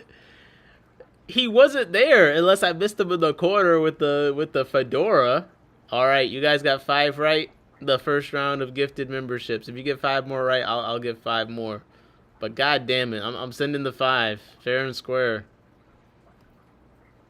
Fair and square. Let's see. Yurio. Oh, shit. Oh, god damn it. This is a scam. Yurio IAI got a membership. Outside In got a membership. Mr. Boo to You got a membership. George RV3 got a membership. And Mexicali Fishkeeper got a membership. That's kind of crazy. That's kind of crazy. Mary Oliver said I was kind of close. Maybe my price includes tax. Okay. Hey, look. I'll do some membership content soon. Okay, I'll do some membership content soon, but I do usually say my membership has very, very low value. You could be Professor Coral. I'm not bald enough for that. JP Jeffers said rigged. I kind of agree. There's no way Mexicali gets $2 for every single shrimp, and then all of a sudden he get the shrimp. Sorry, every single fish, and then he's getting the shrimp price, right? But okay. Let's do another one. Let's do. Or you say, "Oi, thank you." I guess you're welcome. Let's do another one. Malaysian trumpet snails. This is a donation from Scotty. 6 Malaysian trumpet snails. Fantastic. This is what the people that will pitch them to you say. Oh, they aerate the substrate. They turn it over and they prevent the aerobic conditions, the swamp gas. They prevent the buildup of the swamp gas in your tank. So there's no swamp tank because you have the Malaysian trumpet snails, the MTS. This is not multiple tank syndrome. This is a life-saving, life-giving organism in your aquarium that gives live birth. Yeah, I'm still not buying it, but, you know, I did my best. Okay. Mexicali said negative $10 in WTF. What is sex by only membership is Florina? Me too, but not on YouTube. Catgirl said $23. AP says negative $5. Meryl said I used to get membership after my 3rd free 2 years ago. I haven't gotten one since. Makes I'll pay if someone wants some. Darian's guessing 9 again. 186 is guessing 7. JP's guessing 4. Big Kim says 6. Imbroom says Fishery is looking promising. Hey man, you can go watch Fishery. There's always the replay. Okay? He is doing a giveaway. So, you might want to go through. I'm not giving away anything of value, I'll tell you that. Mary Oliver saying $5 a piece. What the hell? George RB3 says 11. And Mitchell Broom is guessing 8. I'm actually shocked that you guys, no one has guessed the correct answer on this. The Malaysian trumpet snails indeed went for $1 to bidder 21. Come on, guys. I was right in front of you for the taking. Instead, you want to give negative meme numbers, you know? Mary Oliver said, Mitchell, I want to go see your fish room. Oh my gosh. You're going to say I suck at this? I mean, I thought you guys would get the right. Is $1 the minimum or $2? I mean, $1 has to be the minimum because someone apparently paid $1. But I think they always say $2 the minimum, but if no one's going to buy it, they usually bring it to $1 regardless. JP said, just hit mute and watch Fishery. This is actually crazy. Now, hold up. Before you watch Fishery, wait. One more guess, okay? Halocaridina rubra opa ula. This shrimp is kind of the rage because they say all you gotta do is put it in some slightly salty water and you can just do nothing to keep them alive and they'll be fine. This is interesting. I haven't really bought anything due to the fact that it's hard to kill. I'll be honest, I haven't. But that seems to be an appeal to many things. For me, the easier it is for me to kill it, the more appealing it is. You know what I mean? Like, oh shit, this is like a challenging thing. Like, I'm probably gonna fail and slaughter it. Sign me up. $100 plus shipping. But no, some people, they want to buy things that it's actually hard for them to slaughter. I don't know what it is. And this shrimp is one of those things. The Opa Ula shrimp, known for being quite hardy. Different levels of red to them. Most of the ones I've seen, not that red, but they say it's the easiest shrimp of all time to put in a little jar or something. Embroom said, I bought lots of stuff that is super sensitive. That's what I'm talking about. How many? This is for... 1 second. This is for 6. 6 of them from Scotty. I think it's crazy I can't even use the emojis I made. Yo, get your bread up. JP Jeffrey says bulletproof shrimp. Come on, man. Hey, if you guys get 5 more right, then more gifted memberships, Kakarol, you might have a chance. Bulletproof shrimp. I don't think there's a shrimp that's bulletproof. I'm not gonna lie. You know, unless someone that don't know how to cooks them, then maybe rubber does bounce. We got a guess of $24 from Darian. No, I only bought the Malawi shrimp. I'm not interested in these. We got the $18 from Mitchell. We got $29 from 186 Element. We got $22 from JP Jeffries. Darian said you buy one thing. Yeah, I bought the Malawi shrimp. Is actually what I bought. I bought the Malawi shrimp, not the Hawaiian shrimp. The Malawi shrimp. Mikim said ticket to Hawaii is $400, so $800. That logic's on you, Mick. Yuio said 32 of a unfamiliar currency to me. I don't actually know what the hell that is. Jacob said, bro, I just pulled a $250 Pokemon card. Wow, that's impressive. Mick said, okay, $30. All right, I'm looking for one more guess. One more guess on the Opa Ula shrimp. Now, if this changes your guess... Scotty said he called them Oopie Poopies. I don't know if that makes you think they're worth any more or less. I'm be honest. It made me think less, but hey, if you want some Oopie Poopies, how much would you pay for them? My immediate thought is nothing. Jacob said, oh, you were the buyer? Okay, someone's paying attention. So, only members can bid on things. I bid for Joe. Okay, I bid for Joe. So, technically, my membership card, my number bought them. I am bidder 40. I did not pay for them, and I do not have them. Jacob said, I'm dead broke, too. I'm selling this motherfucker. That's what's up, man. Good luck. Good luck. Mick said, haha, perfect. All right, the 6 bulletproof shrimp indeed went for $14. No one got it right. And I don't blame you. Because what are you supposed to do? What are you supposed to do?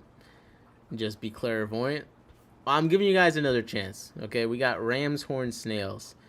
We already failed on the MTS. What do you guys think that 6 ram horn snails went for?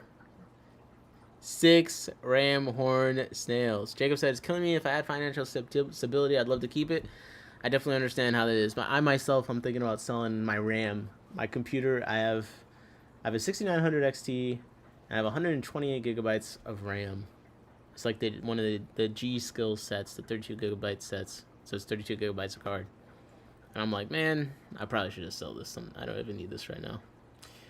Jacob said, ram horns depend if they're brown or colored. They didn't mention a color, so let's just assume they're hideous. Darian guessing 1. 186 guessing 1. And also 50 cents. JP's guessing 3. Mick M is guessing 4. Mick guessed, so technically I'm allowed to go forward. Mitchell Broom is guessing $1. And Jacob is guessing $1. All right. Guys, no one's got it right so far. This is kind of crazy, but listen, don't be mad. The 6 ram's horn snails actually went for $2. $2. Darian, I'm holding you to your first guess. You guessed 2. First guess is what goes through, okay? $2 to bidder 10. Come on, everyone guessed 1. Darian did come through at the end with the 2, but it was too late. You see what I did there? See what I did there? Prices on Rams has gone way up. I have noticed that people do time to time pay for ram's horn snails. Darian said inflation. That's hilarious. All right. Well, I guess we have to go to another lot, and that is Subswassertang. That tube of Subswassertang. It says 1 small bag full is the description. It was like one of those skinny ones about this long with some Subswassertang. It says it's Monosolinium tenerum. What do you guys think a small bag of Subswassertang went for in this auction? Darian said the ram's horn were Hermuz prices. Hilarious. Why keep mystery snails? We got bladder snails because mystery snails are bigger, easier to see, and on average they look better. Uriel said $3.50. Guys, there's no cents in the auction. Come on. Mick said 12. Jacob said 10. Oh man. No one likes the Subswassertang up in here, man. It's like the best thing. Best breeding moss-like thing possible, in my opinion. I'm on a budget, remember. Embroom said 8. Darian said 7. 310 Aquatics. What's up, 310 Aquatics? How's it going? Bladder snails are way more slimy. More slimy than mystery snails? Okay. I never really thought about the snail slime index, but perhaps. Just have so much Subswassertang, maybe I should sell it. I love Subswassertang. I think it's the best moss for breeding. I feel like I think it just hides stuff so well. I think it's because of how its structure is. It's rigid, and then with some mosses it gets dense enough. I think it's like hard for small fish to like swim into the moss. Whereas Subswassertang has got that structure. I think more things can kind of swim into it. That's just my theory. I will pay you. Who would pay for bladder snails? I will pay you. Embroom said the egg casing for bladder snails is snot, so mystery wins by far in that case. Very good point. I do find, dude, the eggs for, it's the most annoying. It's on everything. It's on everything. I feed them to my terrestrial isopods. Jacob says Subswassertang is a fern that didn't fully go through evolution. Well, this unevolved Subswassertang, unevolved fern, indeed went for $14 to bidder 33, which no one guessed $14. Mick got close with 12. JP got close with 12, but not quite. Listen, man, the rich people were at the auction. It was a good time. You guys are guessing too low for some stuff. Let me see if what's one that I think you guys will never get right. Yu-Yo said $14 looks like green spaghetti. Have you ever eaten green spaghetti? Because I have. I'm just curious on what your experience was with it. I'm trying to compare notes. Green spaghetti notes. What do you think? Good, bad? I kind of found it disturbing. I don't know. The color of spaghetti being green while you're eating it, like, it just didn't seem right to me. It was kind of like back in the day they had ketchup that was purple and green, and that didn't last very long either. I think color has a lot to do with... Wow, that sounds so racist, but shit, I'm standing on it. Purple ketchup, it's just wrong. It's just twisted and wrong. Just like they said in the advertisements, okay? The purple and green ketchup, it was unethical. You seem to have issues with Subswassertang, so it always gets high. Yeah, I don't. Mine doesn't really seem to grow that much. Um, Better to raise plants than shrimp. What? You sure it wasn't moldy? I'm not. Must have been a strange group of bidders. No, it was a normal group of bidders. There just wasn't 300 lots. You know what I mean? You had to actually fight for this if you want it. So what do you guys think a group of blue baddest went for? This is 5 baddest, lot 53. Baddest. If you're not familiar, this is the blue baddest. What do you guys think it went for? New Local Austin said $45. Crystal Pepsi was a psyop. Okay. Coming through with that truth. M. Broom is guessing $35 on the group of the baddest, the 5 blue baddest. 186 Element 9 is guessing $29. Yo is guessing 35 quid. 35 quid on the blue baddest. Mick M is guessing I could. Wait, no, he's not guessing. He's saying I could be rich. I've got 2 tanks full of it, and I can't even see my betta macrostoma because of the tang.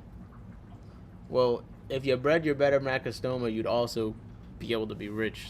So, sounds like you're saying a lot of squandered potential there. Darian's guessing 45. JP's guessing 40. Mick M is guessing 22 on the 5 blue baddest. And listen.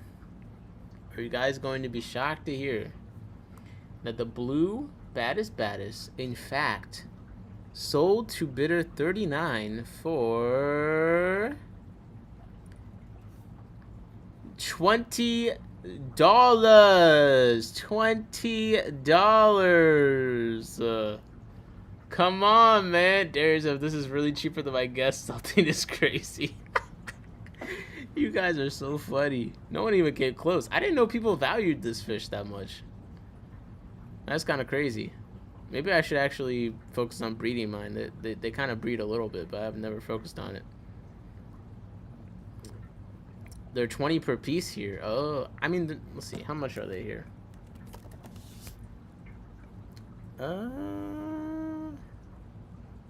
Let's see. Small World is selling them for 12 each. I mean, they're not the cheapest ever, so I guess it makes sense. But I'm probably going to. I'm not really interested in keeping them. I've had them for a year, and I'm kind of ready to move on, honestly. Well, for one, they're too picky of eaters. I need something that wants to eat more things. And 2, I kind of like the other baddest I have more. And 3, they really like eating fry of stuff. JP Jeffries says, I give up. You guys have been failing on a lot of these guesses. I'm not gonna lie. So I feel like I gotta do something where you have a better chance of getting it right. So how about this? New Local Austin said, you gotta find someone to buy it, Mick M. That's a problem. I fixed out Aquashella. I gave Swassertang 5-gallon bucket. A handful at a time. I probably ruined the market in Texas. That's hilarious. And Broom said it's because the auction was on the moon. Oh my gosh. What do you guys think a paramecium culture went for in this auction? Okay, lot 52. Paramecium culture. Scotty described it as dirty water. There were 2 lots of it. What do you think a paramecium culture went for in this auction? Darian's already in here guessing at $12. $12 for the paramecium culture is the first guess to come through. And Broom is guessing 3. Yuyo is guessing 5. New Local Austin's guessing 16. I've gotten paramecium culture several times. I technically still have one, but I think one of the reasons I have a problem maintaining them is I don't know if I really believe in paramecium. I'll be honest. I'm pretty sure I don't. Like, at least as far as dedicating a culture to it. Like, I don't think I could do it. I've never seen one for sale before. They're for sale relatively regularly these days. New Local Austin's guessing 16. 186 is guessing 7. JP Jeffries is guessing 67. You really give it up, man. That's kind of insane. New Local Austin said a hamburger is $16. I don't know why that's so funny to me. It really puts into perspective what people are paying for some of the stuff here, huh? Okay, well, the paramecium culture indeed sold to bidder 16 for $4. $4 to bidder 16. Okay. Well, I hate to say it, Mitch was the closest with $3, but no one guessed $4. So I'm kind of at a loss here, guys. There wasn't that many lots, so listen, we're gonna have to go to the isopods again. Dairy cow isopods. Imbroom said, okay, so I bid 5.3 hamburgers. That's the new way to determine how much you're paying. No way me and Mitch were off by one. Oh yeah, you guys $5 too. See? You guys need to work together better on this. So what do you think 12 dairy cow isopods went for then? For your redemption. 12 dairy cow isopods. What do you think? Yu-Gi-Oh said, Mitch, what do you think? 186 Elements said $12, so guessing $1 isopod. JP says, was in a baggie? No, it was in a container. About I think it was in like a yogurt container, one of the bigger ones. Mick said $16. Yu-Gi-Oh's guessing $10. Darian's guessing $20 for the 12 dairy cow isopods. Any other guesses? Any other brave souls willing to put a number on the line in front of the whole world? And Broom said 15. This is where you did a talk on isopods, right? Yes, but I did do a talk on aquatic isopods, so you know, it's different. It's different. These ones are aquatic, and these ones live in the dirt. JP Jeffrey says, does it come with cow manure? No. And Broom said, oh, it's a test for them then? Well, they failed.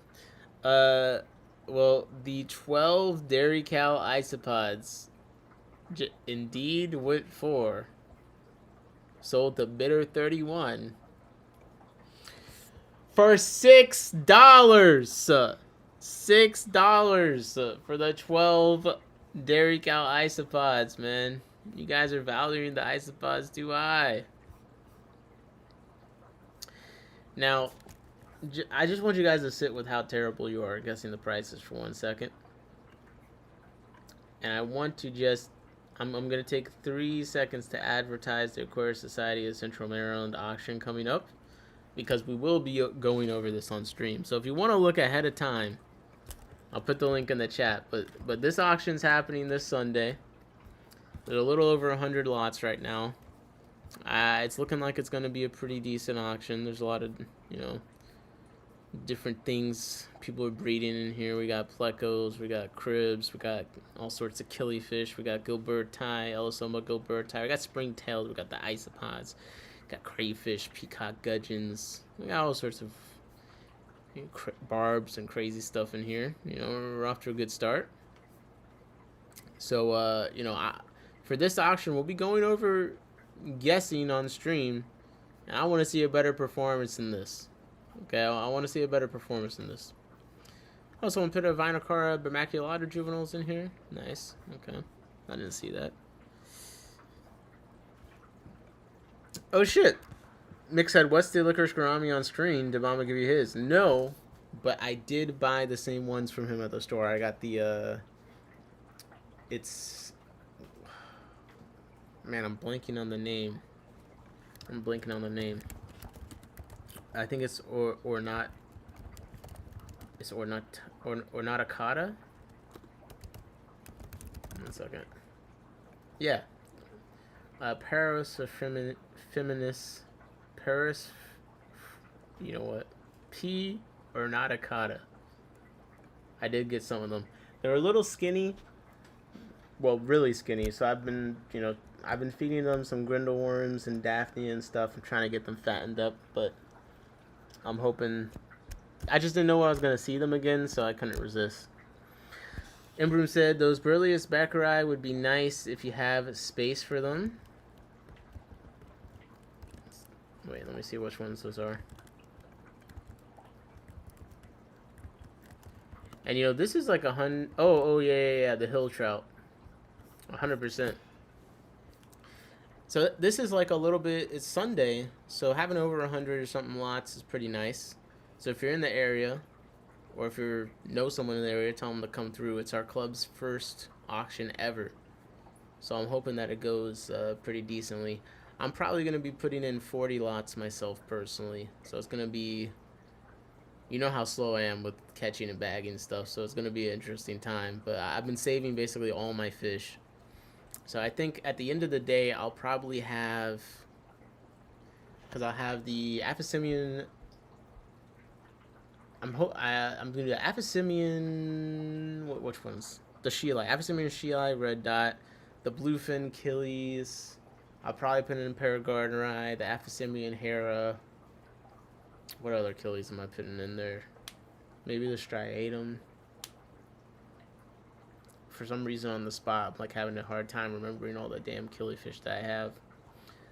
I have some extra Congo Tetras I'll probably put a breeding group in. I got the Maltese, I got the crayfish. I'm trying to see if some of these Galaris are sexable by then. I don't know, it's just looking a little bit close on that. Yeah, I don't know. I got a decent amount of fish. I'm gonna be putting in a lot. 186 of those cribs look nice. Yeah, there's some Pelvicochromis Drakenfels. I think Steve's putting in some. I'll probably put in a group of 6 that I have. Some F1s. I'll be putting in a pair of the Beta Marginata. And Broom said it's only 560 miles for me. I know. We got to do an online auction sometime. I do want to do one of those eventually. Okay. How about this? We'll do a winner takes all. Okay, you guys guessed this right. This will be the last one. You guys guessed this right. And I'll gift the other 5 memberships, okay? So let me see, which lot should I do? Which lot should I do? Oh, this is the perfect one. Ready? What do you guys think the hardware Higer gravel vacuum went for in this auction? Okay, it's a little water change thing. It's got a trigger on it. It's the one that's it looks kind of like a gun. This is the last one. You guys get this right? I'll gift the last 5. If not, I'll give you a chance tomorrow when we do rice fish trivia with Captain. Okay? Come on. What do you guys think? The Higer hardware gravel vacuum. Yours guessing 14. SVC guessing 4. And Broom is guessing 12. Cam Jam, thank you, ma'am, is guessing $5. My goodness. $10 from New Local Austin. Darian's guessing 13. JP's guessing 13. I did bid on this. I didn't get it, but I did bid on it.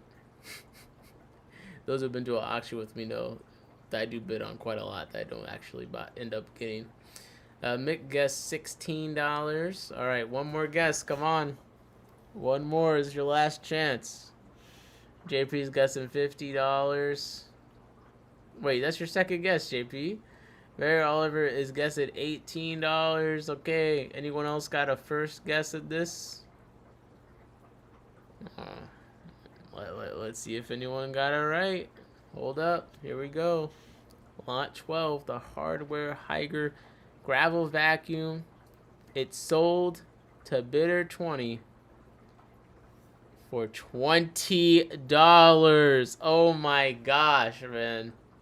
Mary Oliver was close with the 18, but no one quite made it there. $20 for the Higer gravel cleaner, the HG956. I'm sure you're all familiar with that number code.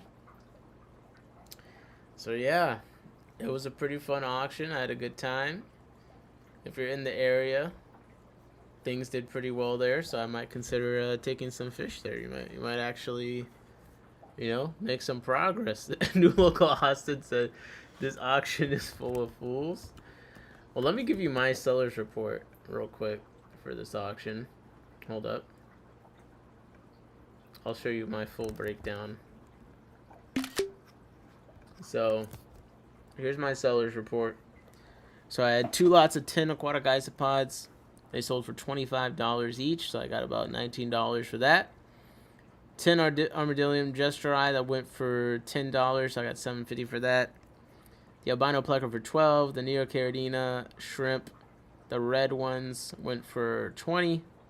The red root flourish went for 6, and the red bristlenose pleca went for 18.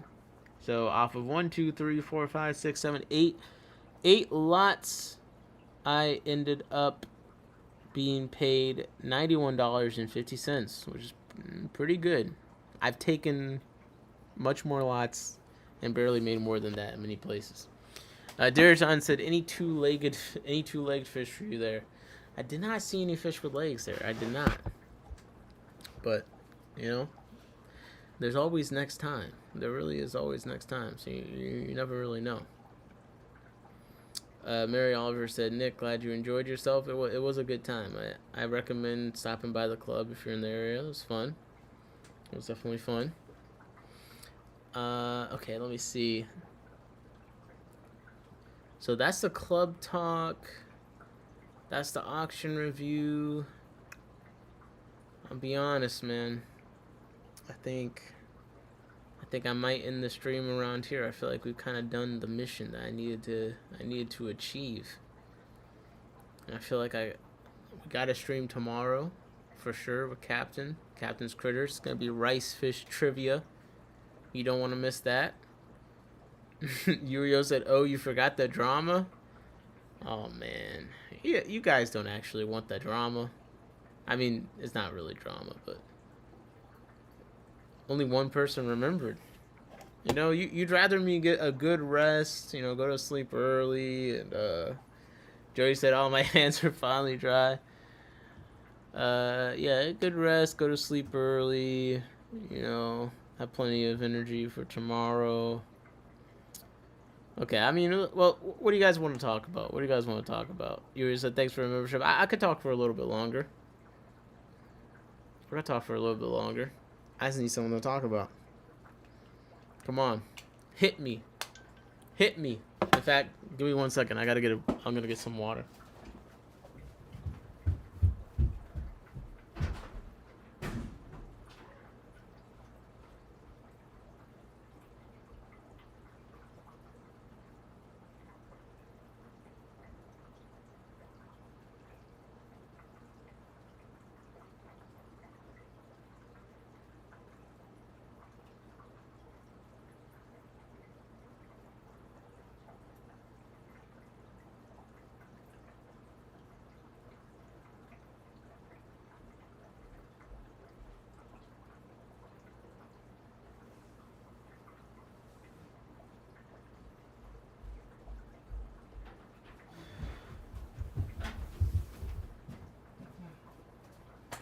Whew. All right, let me see.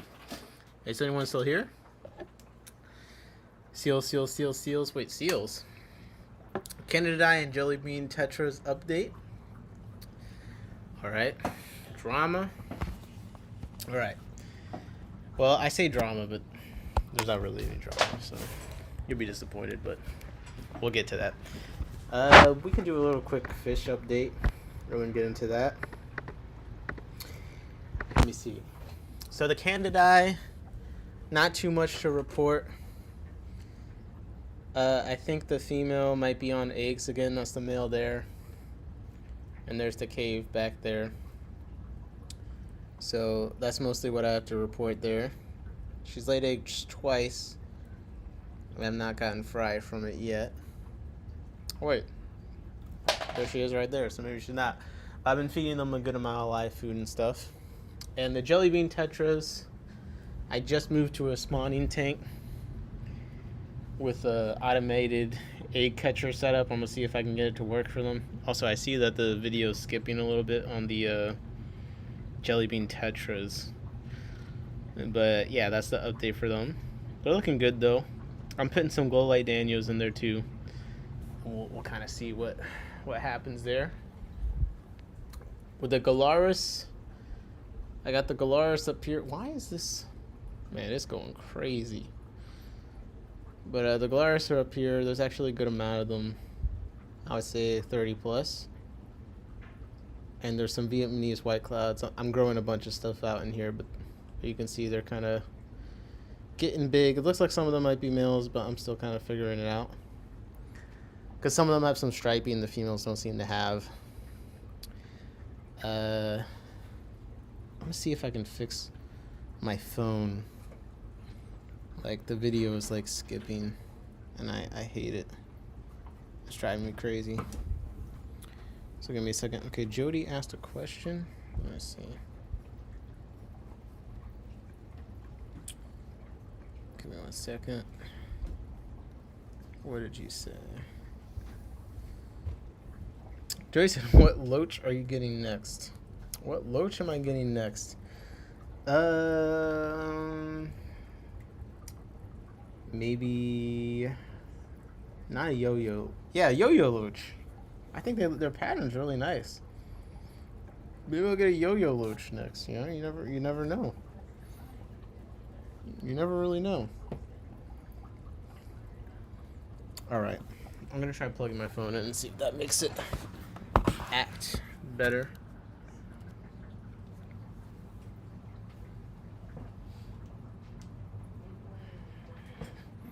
I think for loaches, like maybe I'll get more some Lepidogaster eventually, but again, I'm on this like I'm trying to focus on species thing. So, you know, I'm trying not to get too many new fish species at the moment. And loaches, I'm trying to maximize the, you know what, if the Swellia analis came up again, I'd buy those. That's my real answer. That'd be the next one. I really like those fish quite a bit. So that'll probably be the next one. But yeah, you know, ideally, I'm just breeding a bunch of stuff, and that's what I'm focusing on. Some of the Apistos are doing well. The Hongsley are doing well. I've separated the male from the female there. She's raising her kids up well. Joey P said analysts are cool AF. My lights are going down. Yo, I'm not going to mention it again. So we're just going to pretend it's not happening. But this choppiness of my phone is so annoying. But one of the things, it's kind of a funny pet peeve. Because I'll do it. But when I watch other streams, like, bro, just let it go. Like, when something's going wrong with the stream and they just can't stop talking about, like, this isn't working. I'm like, bro, just keep it going. So I'm going to do the same thing. Of course, now it's actually working, so holy. Overtly overstocked Oscar said my new obsession is puffers. Yeah, my Congo puffers are looking good. I need to focus on breeding them. I guess I'll give a Pararotocinclus Heroldi update. So here's my Pararotocinclus Heroldi tank. It's a little bit, well, it's not that messy. The breeding ring is messy. We also do have Robocops in here as well. Now, I've added a lot of structure to this because I think it's a nice looking tank, but it's also primarily for breeding. So I added some overhangs with some broken clay pots. I added the frosted sandblasted glass jar SVC made. Yo-Yo said, I like the plant choices in your tanks. They pair great. Oh, thank you for that. This is my favorite plant right now, Limnophila aromatica. I just like how it grows quite a bit. And this is mainly for the Pararotocinclus Heroldi and the Robocops. I'm pretty sure the Pararotocinclus Heroldi are going to be some kind of cave spawning, crevice spawner situations. As some of them are getting bigger, there's one that always hangs in this overhang and kind of acts like a pleco when they're hanging out in a cave. So SVC made some slate that he gave me. I put that in there, and they really like that. As a matter of fact, I'm trying to see where the hell they are, but okay, yeah, they're in the slate. You can kind of see at the top there. There's one right there. So they hang out in the slate quite a bit.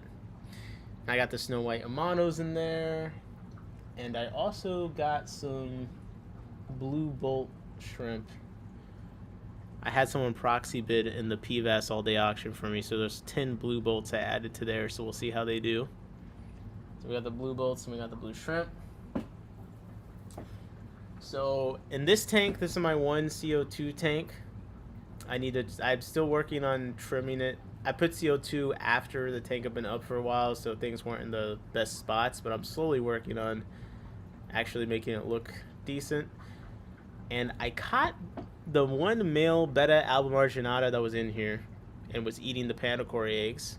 I took out the male Apistogramma hongzoi, so only the female are in there. But even though, to my knowledge, there's only been a male beta albumarginata in there for a while, after I took him out, I saw at least 3 beta fry in there.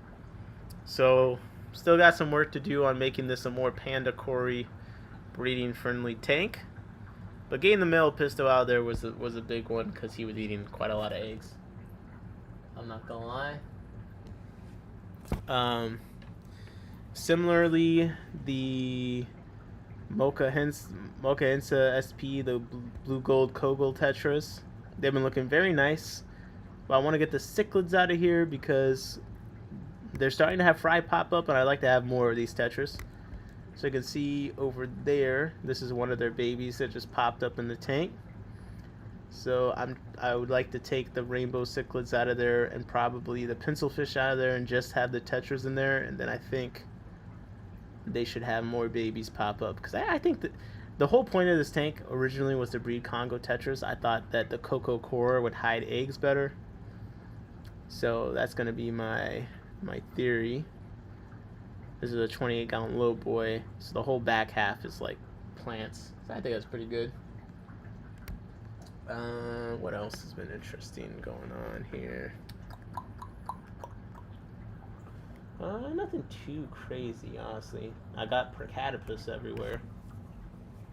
I did finally move some moss around this 10-gallon, so you can see the Procatopus I'm growing out there are starting to look pretty good. I have my Sturbi in there, and that's one of the Kogel Tetras that was born in there. The Maltese been kind of going crazy. Yeah, I don't got... Oh! I did get some fry from the gold ocelotus shell dwellers. I don't know if you'll be able to see them. Yeah, they're kind of in that back corner over there. This tank I've been cleaning up a little bit. I do think I want to move on from the banded barbs because I think they're kind of... I don't think the pistols like the banded barbs being in here. Because I got some pistos that are paired off. And it's possible that they've had fry, or they do have fry, because there's rock piles, so I never really see them. But definitely the banded barbs seem to discourage them from really making use of most of the tank. So I think I'm going to move on from them in here. Ugh. Alright, let me see. Let me check back in with the chat. It's getting real bad thinking of going brackish. Oh my gosh, bro. I have a figure 8 and I'll only eat frozen foods. Pain in the ass. My Mabu is a picky eater. Jody P. will go in website. Now winter over. Can spend the $100 gift card last year. Oh, nice. Yo, Tropical Fish Co. Let's go. Nick, I like them gray rounded / flattened rocks in that tank. Yeah, the black river rock, I get them from a Home Depot, is really nice. It's just it's totally out of season during the winter, so I couldn't buy any, but then I think they're back now, so I could buy some more of them. Nice mix, black pillows, yellow bristlenose. Yeah, I really like the black rocks. Because also you can make rock piles, but still have negative space, like to rest the eyes a bit more, especially when you have a black background. So that's one reason that I really like them. That's definitely one reason I really like them. I don't have like a mic on me, so I don't feel like wandering the fish room, because you guys won't be able to hear me. But things are going decently well with breeding stuff. I was trying to show a newt, and then I just scared the newt. Not bad. I'll say so. The main thing I need to work on with the breeding stuff is I'm still just decreasing the amount of species I have, and then it's a little bit of just organization stuff. But there's a few things I'm starting to have like a decent amount of. I'm doing more like messing around with the automated egg catchers, but they kind of work for different things, different ways. I'm kind of messing with. But a lot of killifish and cichlids is kind of what I'm on right now. I'd like to get my gold lasers to breed a little bit more. I think that I need to be feeding them some. I think I need to be feeding them a bit heavier. And then I think the tetras with them are probably eating stuff. And then I have the Royal Arrow tetras I need to focus on breeding. So I need to clear out a couple 20 longs basically. And that's what I'm working on. Clearing out a few 20 longs.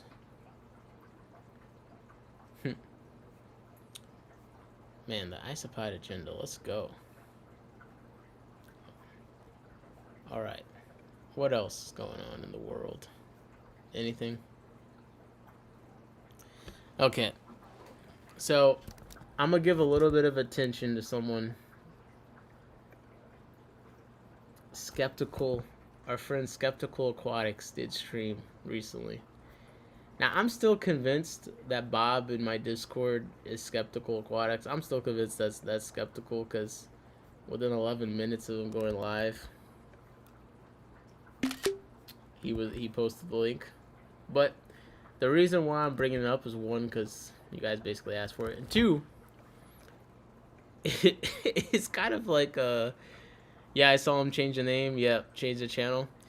This is like an excuse for me to talk about Aquarium Co-op, but it's not me. So, Skeptical went live, and here's the title of the stream, which I can't show you the stream because the moment it was over, he privated it, which I don't understand what kind of fish channel does this. Yuria said at first I wasn't sure it was him. Okay, so you did see it. So he did a live stream. It was Aquarium Co-op a robot. Too long, didn't read. Viewers are dumb. AI for me, not for thee. Okay? And the description was basically he's going to break down the points of this live stream Corey did. And also he throws in like, is Aquarium Co-op going bankrupt in 2026? Now this is... He did I think it was almost 2 hours. I think it was almost as long as the Aquarium Co-op stream. He did a long ass stream, a reaction to this stream from Corey with the clickbait title, I am not a robot. Now, this is ironic for many reasons. One is critics of Skeptical Aquatics, what is the thing they bring up the most about him? Usually it's the fact that they believe he relies on AI. Right? A lot of people say like, oh, if ChatGPT went down, he'd never make a video again, stuff. You said I watched it. Okay, so you'll know what I'm talking about. So it's kind of funny that he did a whole reaction thing because Corey was kind of shitting on AI.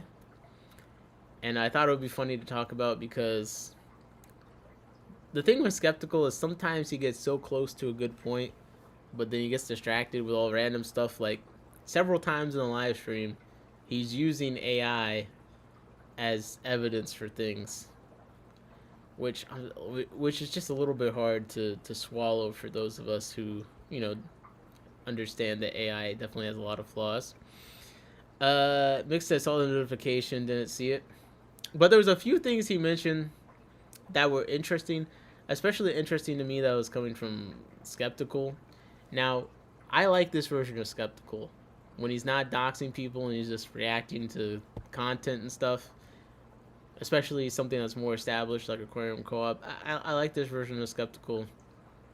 Here's a few quotes, though, from the live stream that I thought were a little bit interesting. One second. One thing that he said that I thought was a little bit funny was one second. I think it was something like he's trying to discredit voiceless channels. So one of the things that Corey said was basically he thinks that people should be on screen with their face more because you need to differentiate yourself from AI. Now, I actually kind of agree with Corey's overall point on his live stream with that. And 1 second, I got distracted. Doxing. Mick said, okay, I've read it already. Yeah, I actually overall agree with the Corey's point on that, but it was an interesting thing to bring up with you guys, which is, how do you feel about content where it's all voiceovers? Do you guys actually kind of actively worry when you're listening to a voiceover only thing, if it's AI or not? Do you guys feel like when you hear the concept of we should have more face on screen content so you know it's not AI, do you think that that resonates with you, where you're like, because for me personally, I kind of agree with Corey. I kind of like when you mix in the face with the voiceover content. I still want it to be audio focused, but I think that it's nice to see that it's a real person, because I do really dislike listening to AI voiceovers. And most of the time, within the first 10 seconds, I can tell it's an AI voiceover and I can click off. But if I did happen to watch a video that was like 20 minutes long and learned it was an AI voiceover, I would kind of feel like I wasted my time, personally. Yuri said voiceover is better. Okay, that's interesting. Voiceover is better. So yeah, that was one thing that I thought was worth discussing that was brought up is, well, how do people actually feel about AI content? Like, do you actively worry about, is something AI? Because one of the things that was brought up in Corey's live stream is like, well, if you look at our descriptions all have emojis and stuff and kind of AI coded things. And I agree. Like, I think that kind of stuff, to me, yeah, it's got like a, well, this isn't that bad, honestly. It's just an emoji and a link.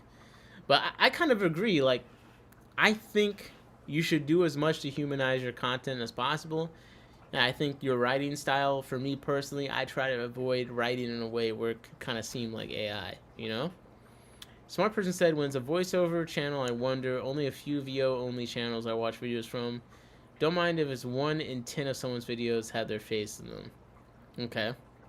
Because I pretty much only listen to audio. I don't watch very many videos. So I really don't want to be listening to an AI voiceover. Yurio said, if you have seen Dave's content, that's the kind of stuff I want to see more. Yeah, Dave has a great channel. It's a good example. Jody P says, mood dependent whether or not I prefer voiceover. If someone's on the screen, I feel more obligated to watch versus just listen. Well, that's interesting. And Jody says, hey, smart person. So that was the first thing I thought that was worth talking about. And that's why I say channels like Skepticals, with all the flaws, with every negative attitude comes a conversation. So as long as it's just promoting conversation in some way, even if it's totally wrong, I don't really mind it. You know, I find it to be entertaining, and it gives us something to talk about. So I kind of enjoy it for that, when that's what it is. But I think it was a legitimate thing to bring up, is whether or not people are actually feeling worried about being tricked. Because one thing he said is he felt like, oh, Corey is saying that he's tricked by AI, or his friends and family can be tricked by AI, and he's an expert in fish. How could he possibly be tricked by AI? But I don't know. I feel like people being tricked by AI is actually a concern, you know? But maybe that's something I'm concerned about, and maybe you guys aren't that concerned about it, you know? JB Jeffrey says, real human voiceover is better. Depends on how good and accurate the content is. Well, I think that part of the problem is, for me, or for a lot of people, is if it's an AI voiceover, you kind of assume the script is AI too. And then if you're me, you kind of assume that the information is less trustable. Yuyo said, it's cool. We all have different opinions. That's very true. That is very true.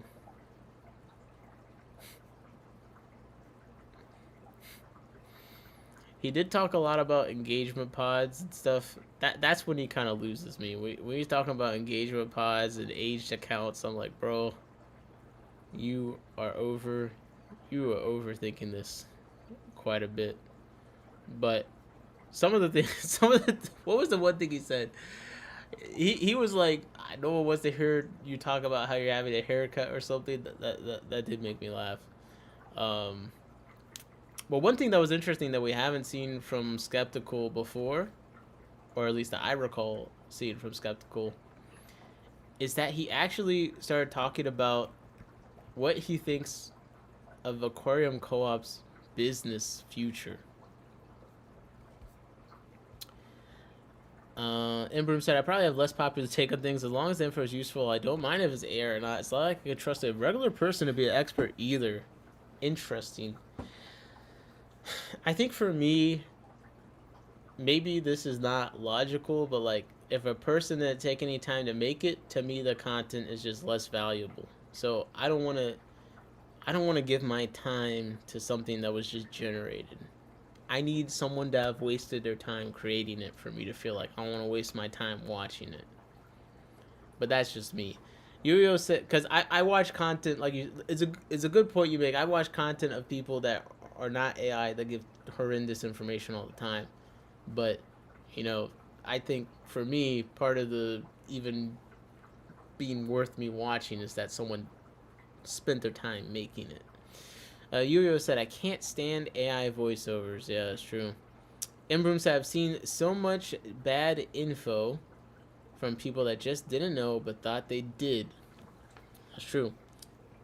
Big Steve said, Jody P, the Shelleys are so damn cute. Oh, you got some Tropical Fish Co. Shelleys in? Very nice, very nice. Yeah, so one thing that was interesting that was brought up, I'm just totally getting distracted by just rereading the chat.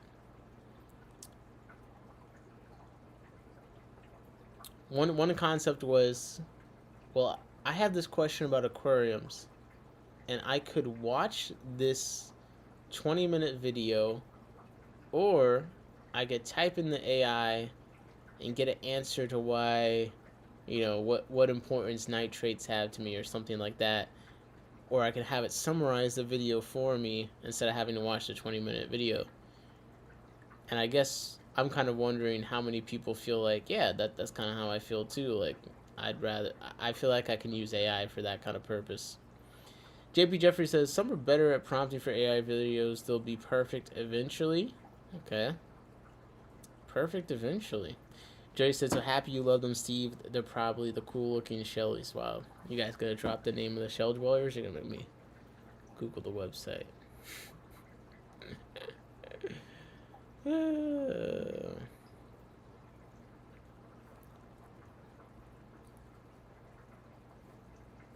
Holy. Okay, 1 second. I gotta scroll up in my thing. The pearl shellies. Okay. Pearl shell dwellers. Oh, Tropical Fish Co. was the top result. Let's go. They kind of look like a different variant of the gold ocellatus, just because the gold ocellatus also kind of has like a purple dot line there too. But they look pretty cool. Oh shit. Jody put a link. I beat you to it. Imbroom said, now, I will say I really like the use case of using an AI to summarize a research paper. Then I can choose to dive deeper if I want. That's true. I think I don't use AI summarizing research papers as much as I should. Usually I just scroll down to the conclusion, and that's kind of my version of that. You know what I mean? But I think summaries are probably one of the safer ways to use AI for things. But I don't know. I'm not quite there. I'm not quite there where I want to watch content generated by AI. I want someone to waste their time. I don't know what's wrong with me, man. I don't know. Now, here's another thing. And this is not like aquarium co-op specific necessarily, but I thought this was a point that Skeptical made that was interesting to me. So the thumbnail to this live stream that's now deleted is Corey wearing a wizard hat. Now in the live stream, Corey gives an example for why AI is terrible or not that great yet, and he says he's trying to put a wizard hat on someone he calls a Daphnia wizard, and he's trying to prompt it in the AI and it won't do it and it's terrible and blah blah. So Skeptical, every now and then he does the kind of trolling that I find to be hilarious. He does a thumbnail where he used AI to put a wizard hat onto Corey. And what I think is interesting is I do feel like sometimes when people are criticizing AI, they try and go too far in the things that it can't do and how useless it is. You know what I mean? Like, and it's kind of like, come on, bro. Like, AI could put a wizard hat on someone. It's not that, you know what I mean? Like, I know that it could do this. You know, so I think when it comes to how some people already in the chat seem like they don't mind AI in certain places that maybe I do, that's another thing. Like, there's a misalignment on what people really believe that it's good and bad at. You know. 123 baseball rules said I prefer fedoras. What's up? Why are you awake? I thought you'd be asleep by now. I didn't even see you texting me. I guess I've been streaming. You at Wawa. Well, hope you're having a good time. Jody said I have the Santa Maria Inlers, but they are K class. Okay. 186 said some of my employees used AI during self-assessments. That seems like it probably defeats the purpose. Jacob said he was just crying like a MF. Wasn't he so excited for his breakthrough? Like all the new technology making his job easier. Which person are you talking about? Darian said AI is very correct, even the free one. I tried it on picking fish species for specific biotopes and confirm all I have in books I have. Live streams are the only time you acknowledge my existence. I literally just saw you today. Shut up. Holy. No one gets me blushing and not knowing what to say. Like 123 baseball rules being in the chat. His usernames or something else. Yeah, I mean AI being very correct. I don't know if I agree with that. I will say that I find it useful for brainstorming for fish stuff, but you do always have to double check it because it does get things wrong, and then also it is sycophantic, so it wants to tell you what you want to hear. You know what I'm saying? JP Jeffrey says not yet. Julio said a summary won't stick in your memory like reading the whole thing. Oh, okay, that's kind of it. Well, you know what? We do read a lot of research papers on here, so like for those of you that have sat through the research paper reading streams, do you feel like if you got a summary of them, you'd get as much value as reading the whole thing? Because sometimes when we're reading through them, I do feel like what's in the conclusion, like the overall picture is one thing, but you also pick up a lot on the way, especially if you're someone like me that I don't really know that much science stuff. Like sometimes I pick up things that aren't really related to the paper, but they just kind of assume you'd already know, but because of how it's structured, they mention it and explain it anyway. And I'm like, oh shit, now I understand this. Imbroom said using an AI is a specific skill. Creating a prompt is not all. Okay, let's test some AI live. Okay, let's test some AI live. I'm in incognito, loading up Chat GPT. Let's test the chat. What do you guys think we should ask the Chat GPT? Smart person said, I mean, read the abstract if you want. The author made a nice summary for you. Well, that is my thing with papers. I do think the papers have summaries built into them already. So I wouldn't necessarily use AI for that. But then again, as I'm saying, the papers have a lot of stuff in them that aren't in the summary. So an AI summary might be more useful. Ask it how many fish you can fit in a 1 gallon tank. JK, smart person said, ask it about blackworms versus detritus. Well, blackworms versus detritus worms and what? Just like what aspect? Ask it for a free fish tank. Okay, now you guys are just being ridiculous. And Broom said, I've seen so many papers for crap summaries and conclusions. Jody said, gotta go. Thanks for the stream. Appreciate you for being around, Jody. Yo, you gotta come on stream sometime. Come on. Let's get it going. What should we talk about? It can't just be loaches. Well, we'll figure it out. But yeah, take it easy, Jody. Appreciate you hanging around. Okay. How about this? The best way to breed... Do a daytime stream. What time? Just let me know. Gold laser corridors. I'm gonna turn my lights back on. Okay, the best way to breed gold laser corridors. Let's see what it says. This is probably gonna be easy peasy. 10 to 20 gallons, find sand, provide plants, moss, and flat surfaces, 75 to 78 degrees, pH 6.5 to 7, 2 to 10 DGH, gentle sponge filter. Wait. See? First thing already that's bullshit.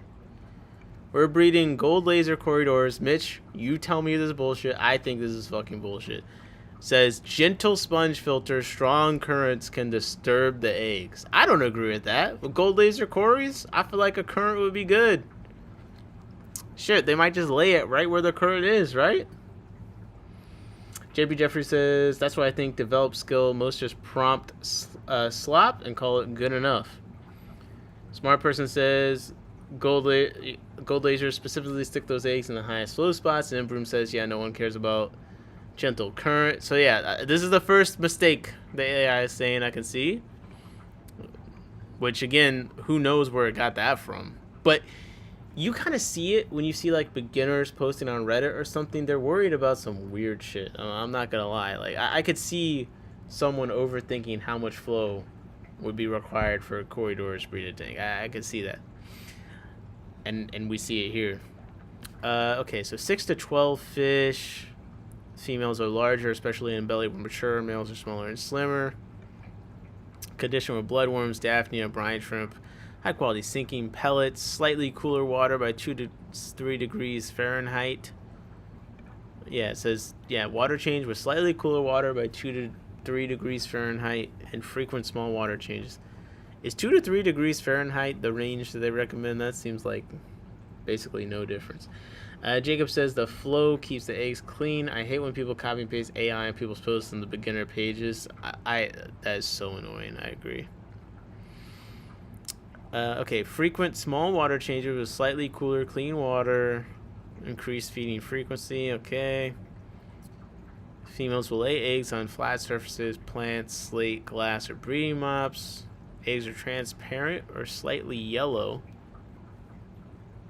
Alright, this is nitpicking, but I don't know if I've seen a corridor's egg I would describe as transparent. Imbroom said, people do that low for really common cories. I'll make a swing of 10 degrees sometimes. Yeah, when I think of a cool water change, I think of something colder than 2 to 3 degrees, personally. But yeah, would anyone describe corridor's eggs as being transparent? Because I feel like I've never seen a transparent corridor's egg. I feel like they're always a little bit. Okay, Imbroom says there's some eggs that are transparent if you get to them soon. Okay. Remove adults after spawning if you want them to prevent eating the eggs, though gold lasers sometimes leave eggs alone. Okay, you guys have all seen translucent eggs. I guess I'm just slow to it. Now, there's nothing about removing the eggs so far, which is interesting. It says remove the adults. I would say that's probably different than what I'm usually told. I feel like people tend to like removing the eggs. My peppercorn eggs have that peach color, but you can see through it almost. I must just be getting to them so slow because I feel like they're always a little bit cloudy. But Jacob said, whoa, the adults? Sheesh. Yeah, they said remove the adults to keep them from eating the eggs. Incubation is 3 to 5 days at 78 degrees Fahrenheit. Keep water clean, gently aerate, avoid strong currents. Fry or small, initially feed infusoria or liquid fry food. After a few days, move the baby brine shrimp or finely crushed flakes. Gentle filtration. Avoid overstocking fry tanks. Use soft acidic water. And that is the basic first response of the AI. Embroom said the sticky coating on them picks up things in the water and the colors the more, so longer they're in the dark. Longer than the tank, the darker they are and the less sticky. Ah, that's pretty cool. Smart person said corridors have a yolk sac that lasts a long time. Yeah, it does seem to last for a decent amount of time. So I would say that I do think this is missing some, fine points, some things that would come from you actually doing it. But overall, it's not like, I don't know, what would you rate this on like a school rating? Like you give this like an A, a B, a C. How good is this guide for reading Gold Laser Corridors? Yo-Yo said, ask for stocking choices for a 5-gallon. I'll ask it for stocking choices for a 5-gallon, but you guys got to give me your stocking choices for a 5-gallon because we got to compare. Emroom said, so now what you're supposed to do is ask it more details about what it gave you. Ask why the current needs to be low. Okay, I'll ask why does the current need to be low? Okay. It says the current needs to be low for Gold Laser Corridors, primarily for egg safety and fry development, plus the comfort of the adult fish during spawning. Here's a detailed breakdown. Corridors eggs are small, sticky, and delicate. I thought Corridors eggs were a little bit, once they've been there for a couple minutes, they're a little bit tough. Strong currents can knock eggs off plants, rocks, or breeding moths. Damage or dislodge them, reducing hatching success. Cause the adhesive coating to wear off, making eggs more vulnerable to fungus or predation. Yeah, this is absolute. I don't know. I don't want to say too strongly, but to me, this kind of seems totally wrong. New hatch fry are tiny and weak swimmers. High currents can push them into filter intakes, exhaust them as they try to swim against it, and reduce survival rates. Embroom said, now that is crap. A sticky egg cannot get knocked off of something. I want to see a current that can do that. That's what I'm saying. Stress reduction for adults. Spawning corridors prefer calm, safe environments. A strong flow can stress adults, suppressing breeding behavior like the T-position mating posture. Oh, shit.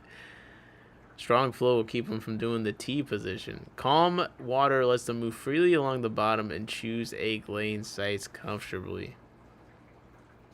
You need good water quality, so a sponge filter is ideal. And aquarium co-op, right? This provides gentle filtration, maintains oxygen without creating a strong current, safe for eggs and fry.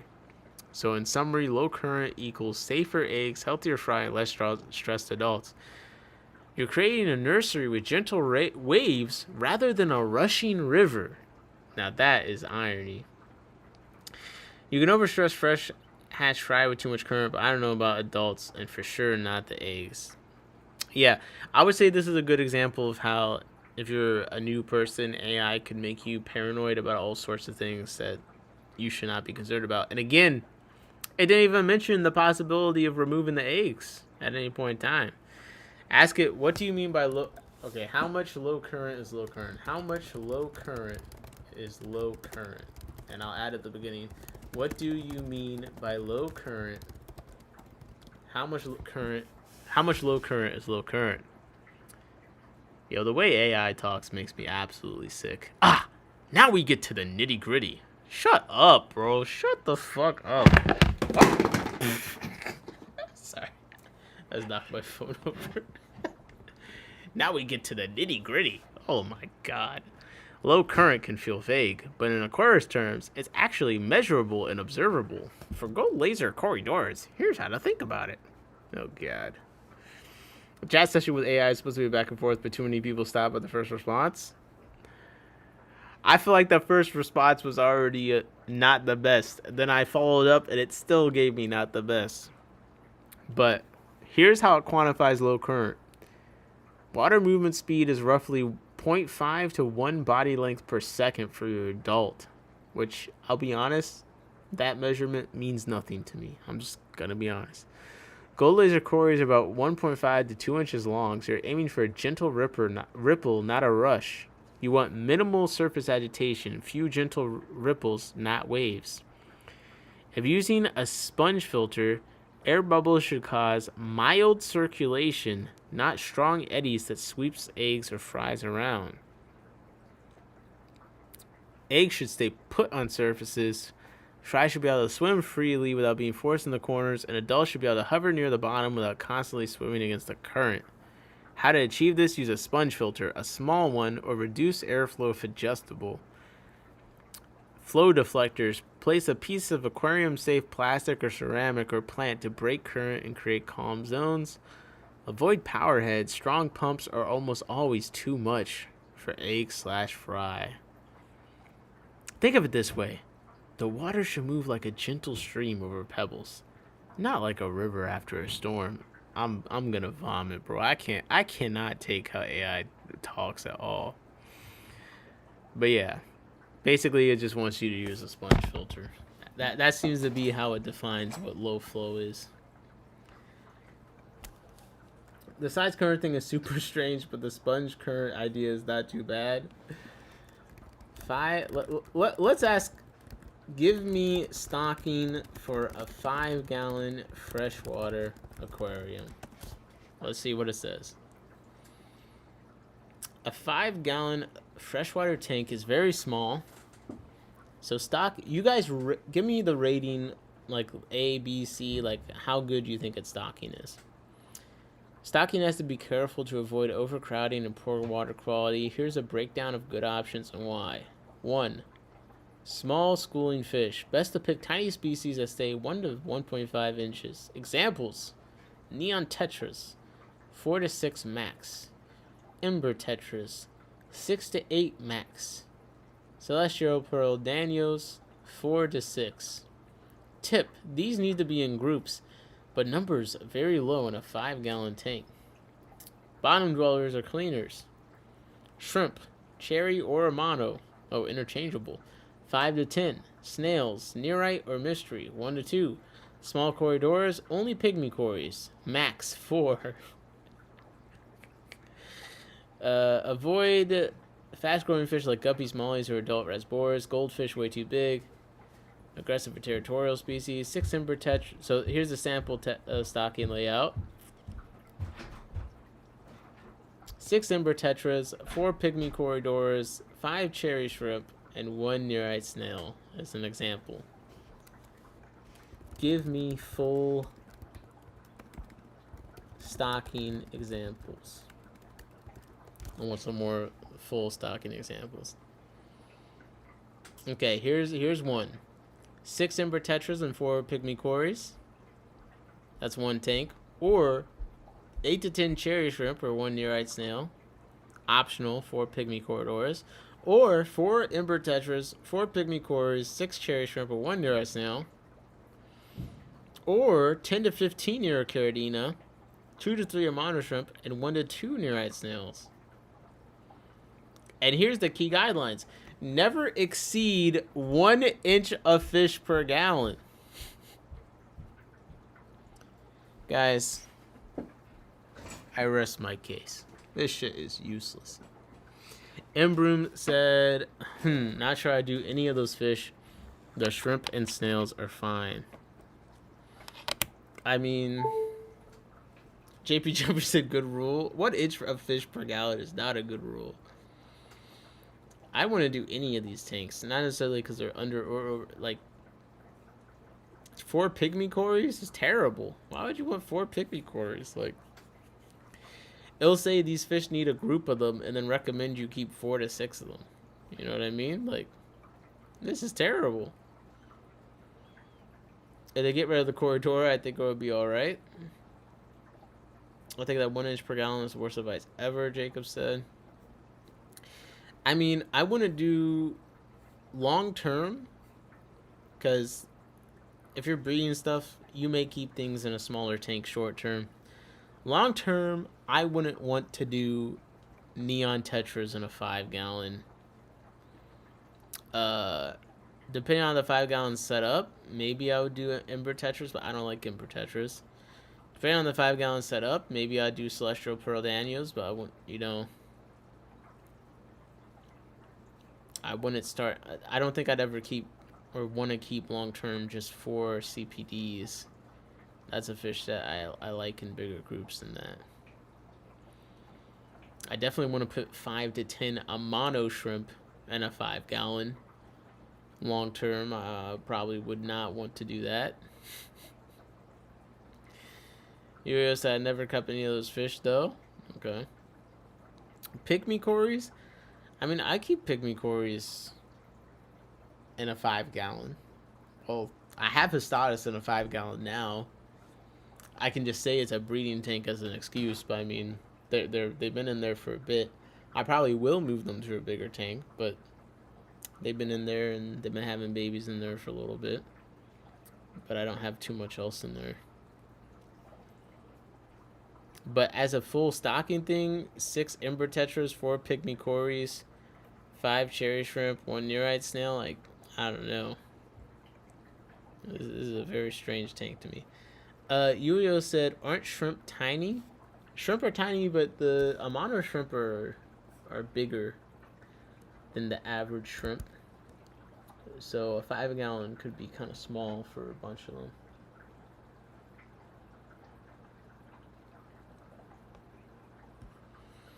Sheesh.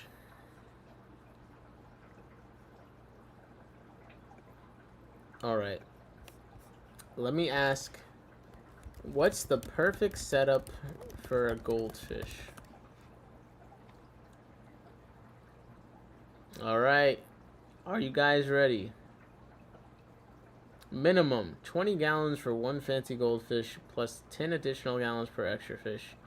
Ideal 40 plus gallons for 1 to 2 fancy goldfish. Common goldfish needs 75 plus gallons for 1 adult. Filtration, canister filter rated for 2 to 3 times tank volume per hour. Sponge filter, a secondary gentle circulation source. Frequent water testing.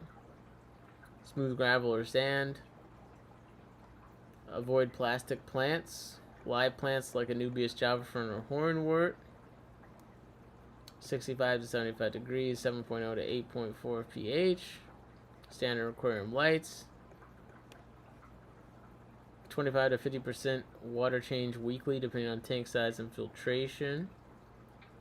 Tank mates, avoid fast tropical fish. Ideal tank mates, other fancy goldfish of similar size and temperament.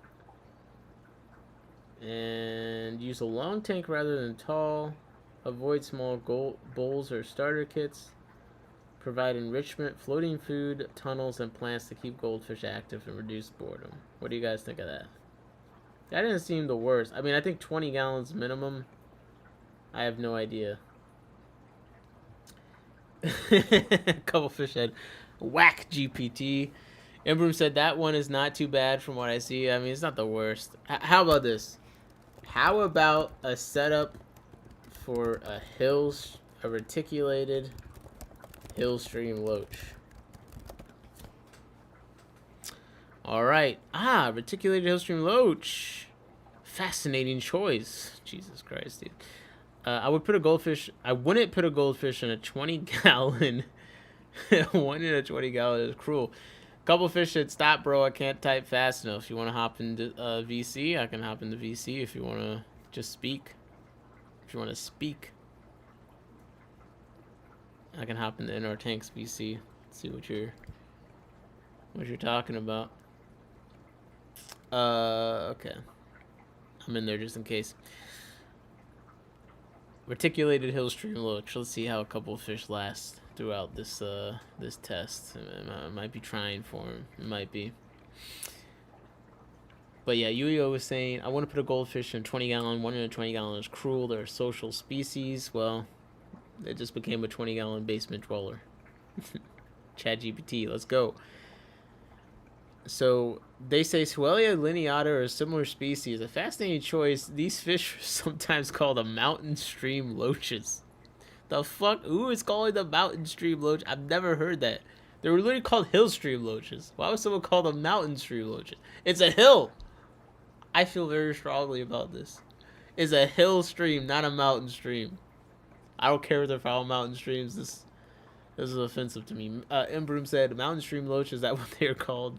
No.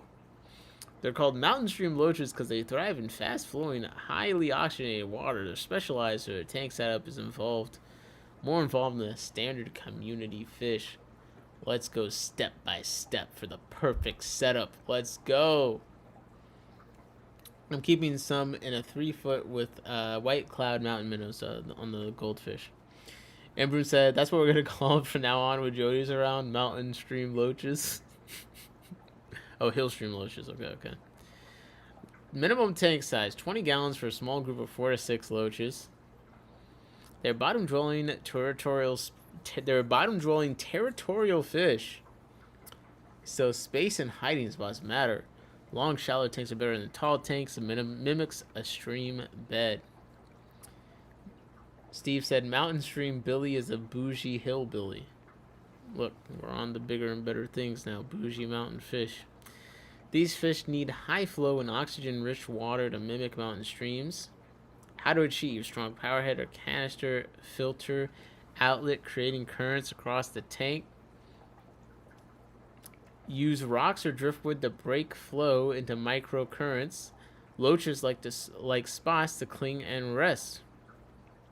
Flow tip: should be like a gentle river. Loaches can cling to the surface with their suction-like mouth. A couple fish said flow tip is wrong. They don't use their mouth.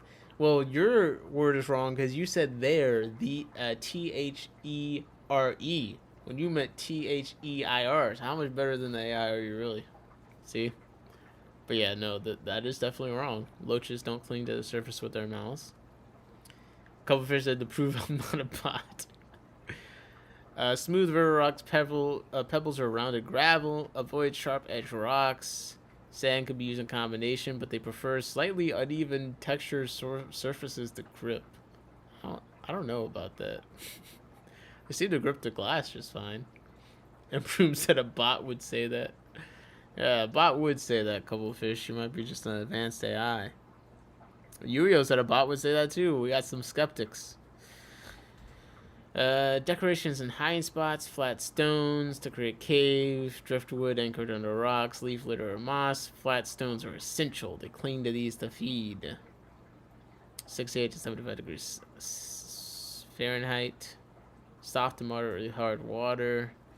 Extremely high oxygenation. Strong aeration is required. I mean, I've kept them with just a normal sponge filter, so I don't know. Couple fish that have been assimilated to the Flow GPT. Holy. Excuse me. Lighting. Moderate lighting. Biofilm growth is needed for grazing. Avoid super bright lighting. Diet. They need biofilm. Supplement algae wafers, blanched spinach, zucchini or cucumber. Occasional frozen foods like Daphne or bloodworms. No Bacter AE mention. What kind of fish nerd bot are you? Don't rely solely on prepared foods. Biofilm is their staple. Tank mates. Small loaches like other hillstream types. White cloud mountain minnows, small danios, and cool water. Avoid aggressive or large tropical fish. Jesus Christ. Frequent water changes. 30 to 50% weekly. Especially a biofilm grazing is insufficient. Why are those things connected? Filter cleaning. Maintain high flow but do not disrupt bacterial colonies. Rock cleaning. Gently scrub rocks if algae overgrowth occurs, but leave some for grazing. Wait, why am I scrubbing the rocks? I thought they ate that.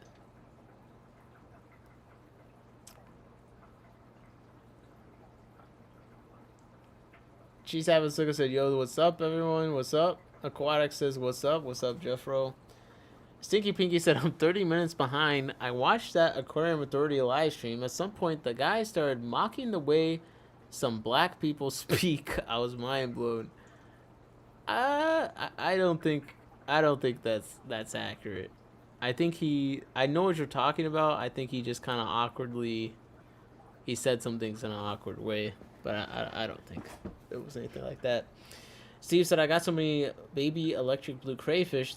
These guys eat plants like nobody's business. I'm putting wads of money worth.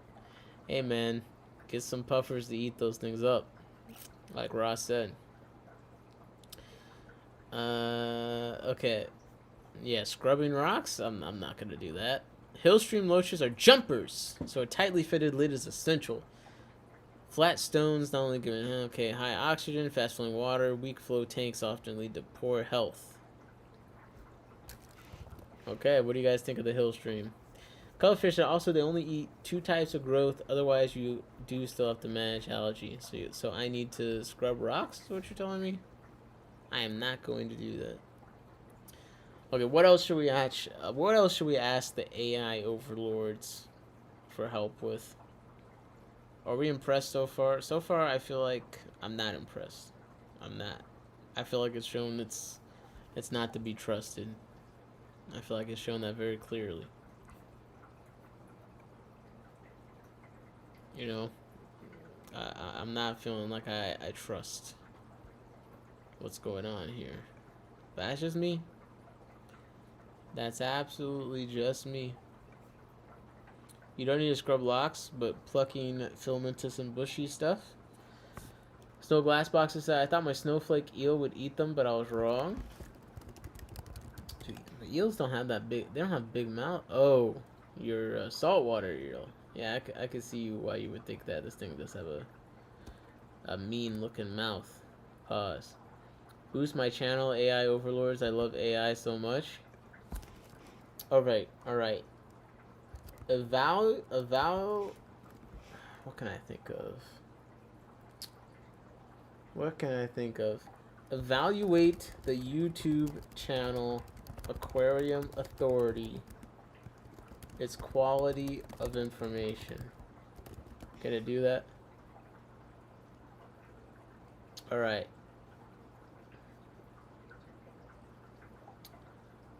Generally reliable for beginner to intermediate aquarists.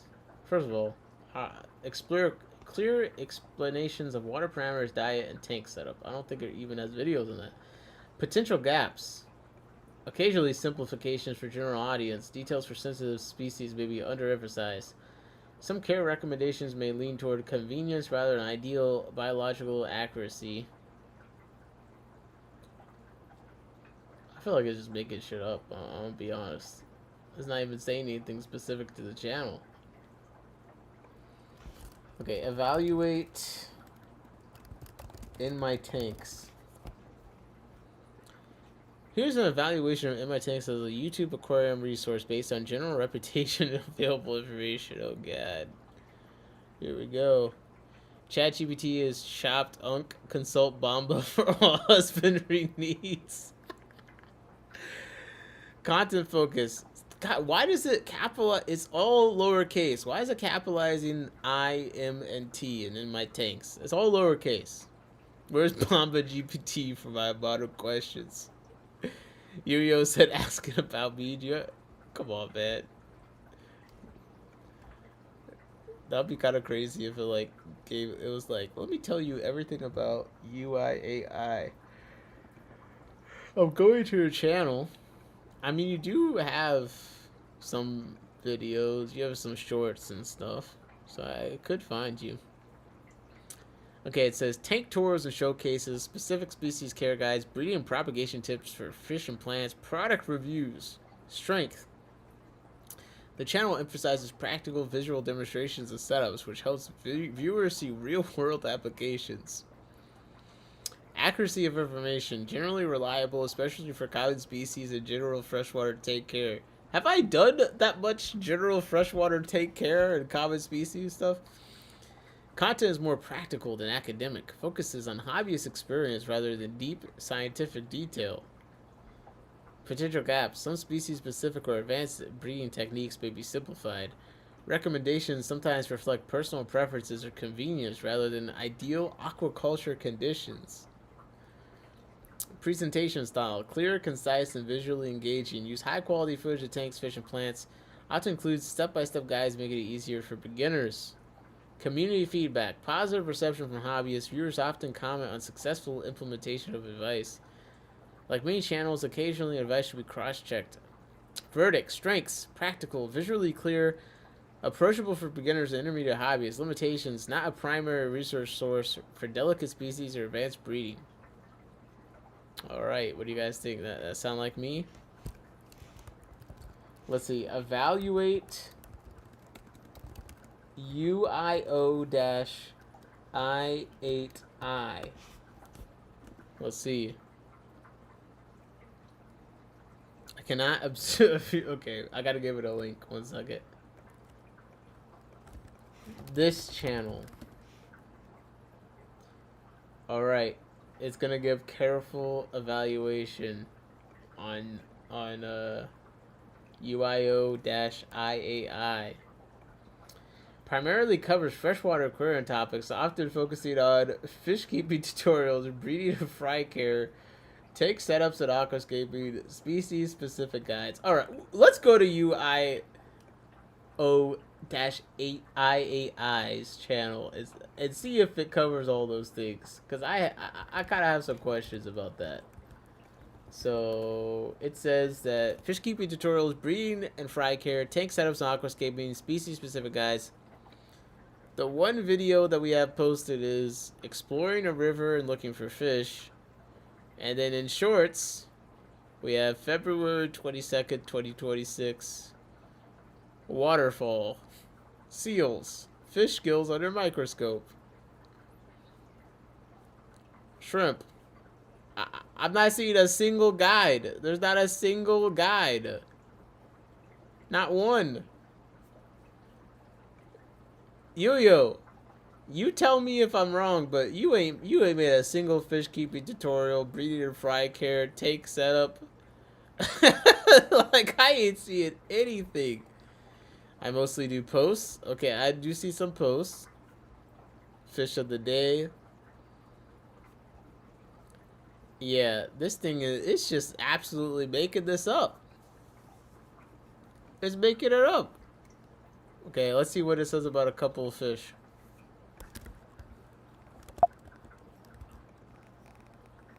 Wait. It says Yuyo's presentation style is visually clear with close-ups of fish and tanks. Explanations are concise, beginner-friendly, and easy to follow. Occasional casual style, more hobbyist-oriented than academic. Comments indicate viewers find the advice helpful and practical. Man, you're doing a great job over on that channel, man. I appreciate that. Let's see what it thinks of wait, what do you think of a couple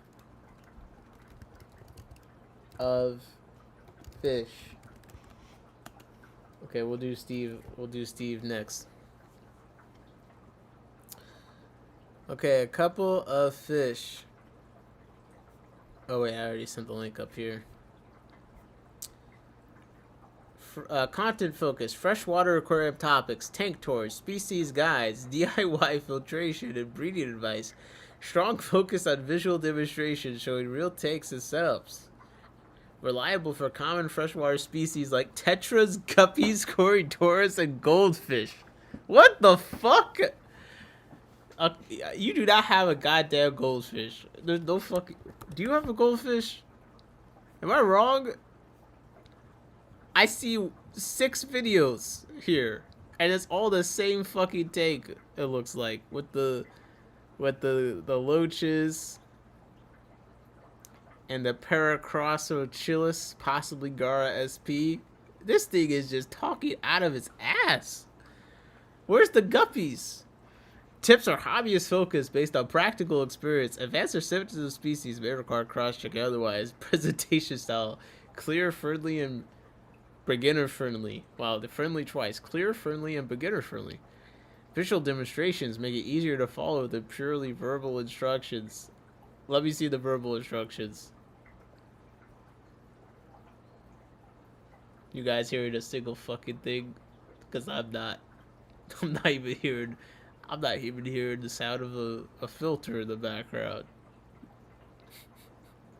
I'm not. Description. Anamia and Hillstream holding tank eating some Hikari wafers. Thank you for the clear and visual demonstration.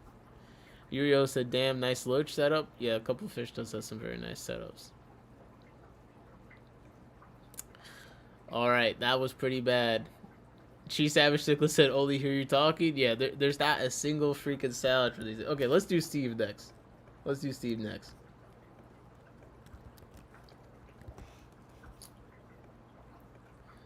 Alright. Wait. Wait a second. Wait.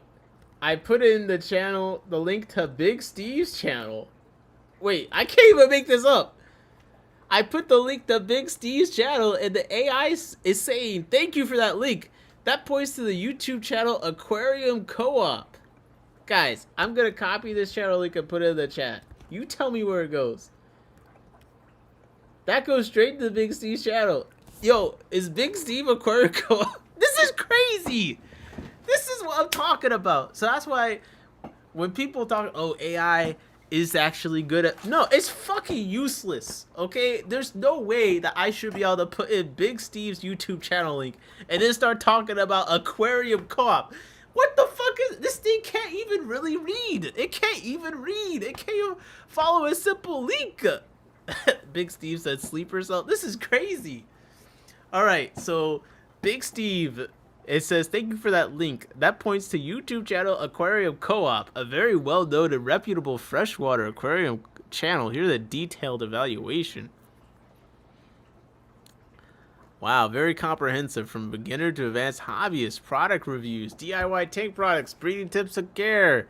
High accuracy. Content is well-researched and based on practical experience. Professional. High community feedback. One of the top freshwater aquarium channels on YouTube. Big Steve, you've come a long way. You've come a long way. Let me tell ChatGPT, that link was to Big Steve's glass boxes, not Aquarium Co-op. How did you get that wrong? Ah, thank you for catching that. I see exactly what happened. I assumed the link pointed to Aquarium Co-op based on the common channel formats I've seen before. Yo, I'm being gaslit by a fucking large language model. This is crazy. This is fucking crazy. G-Cyclist Alice said you should have said dumbass. No, because when it becomes sentient, it's gonna remember me mistreating it, and it's gonna slaughter me and my entire family. So I gotta be polite, but you're right. That URL is actually for Big Steve's glass boxes, not Aquarium Co-op. My mistake was jumping to a familiar pattern instead. Your mistake was not reading. This is like, it's not, oh, I jumped to a familiar pattern. I sent you a link and you couldn't fucking just read the fact that it was not Aquarium Co-op.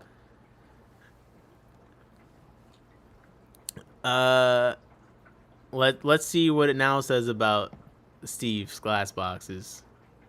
Smart person says ChatGPT doesn't read, it doesn't think. Primarily focused on aquarium setups and fish keeping. Features tank builds, aquascaping, species care, and sometimes breeding guidance. Often focused on personal setups and hobbyist experience, showing real tanks rather than just the theory. Oh my god, bro. I wanna vomit reading this shit. Now, I use AI for some things, but it's not like I have any illusion about the level of competency that it has. I'm looking for the things that I'm just scrolling through Big Steve's shorts. He has a lot of shorts of some very cool fish. But generally accurate for common freshwater species. Good job, Steve. And general tank care. Content is hobbyist-based, practical, experiential advice rather than rigorous scientific documentation. Presentation style is friendly and approachable, often showing the creator's own tanks and personal workflow. Less formal than channels like Aquarium Co-op, but visually clear. Community feedback is positive. Viewers enjoy the practical demonstrations and explanations. Beginner-friendly, visually oriented, good for hobbyists. Big Steve's Glassbox is a solid hobbyist channel. Great for visual learning, inspiration, and basic to intermediate freshwater aquarium advice. It's just fucking making up shit. Tell me about Big Steve as a person, as much as you can. How is his personality?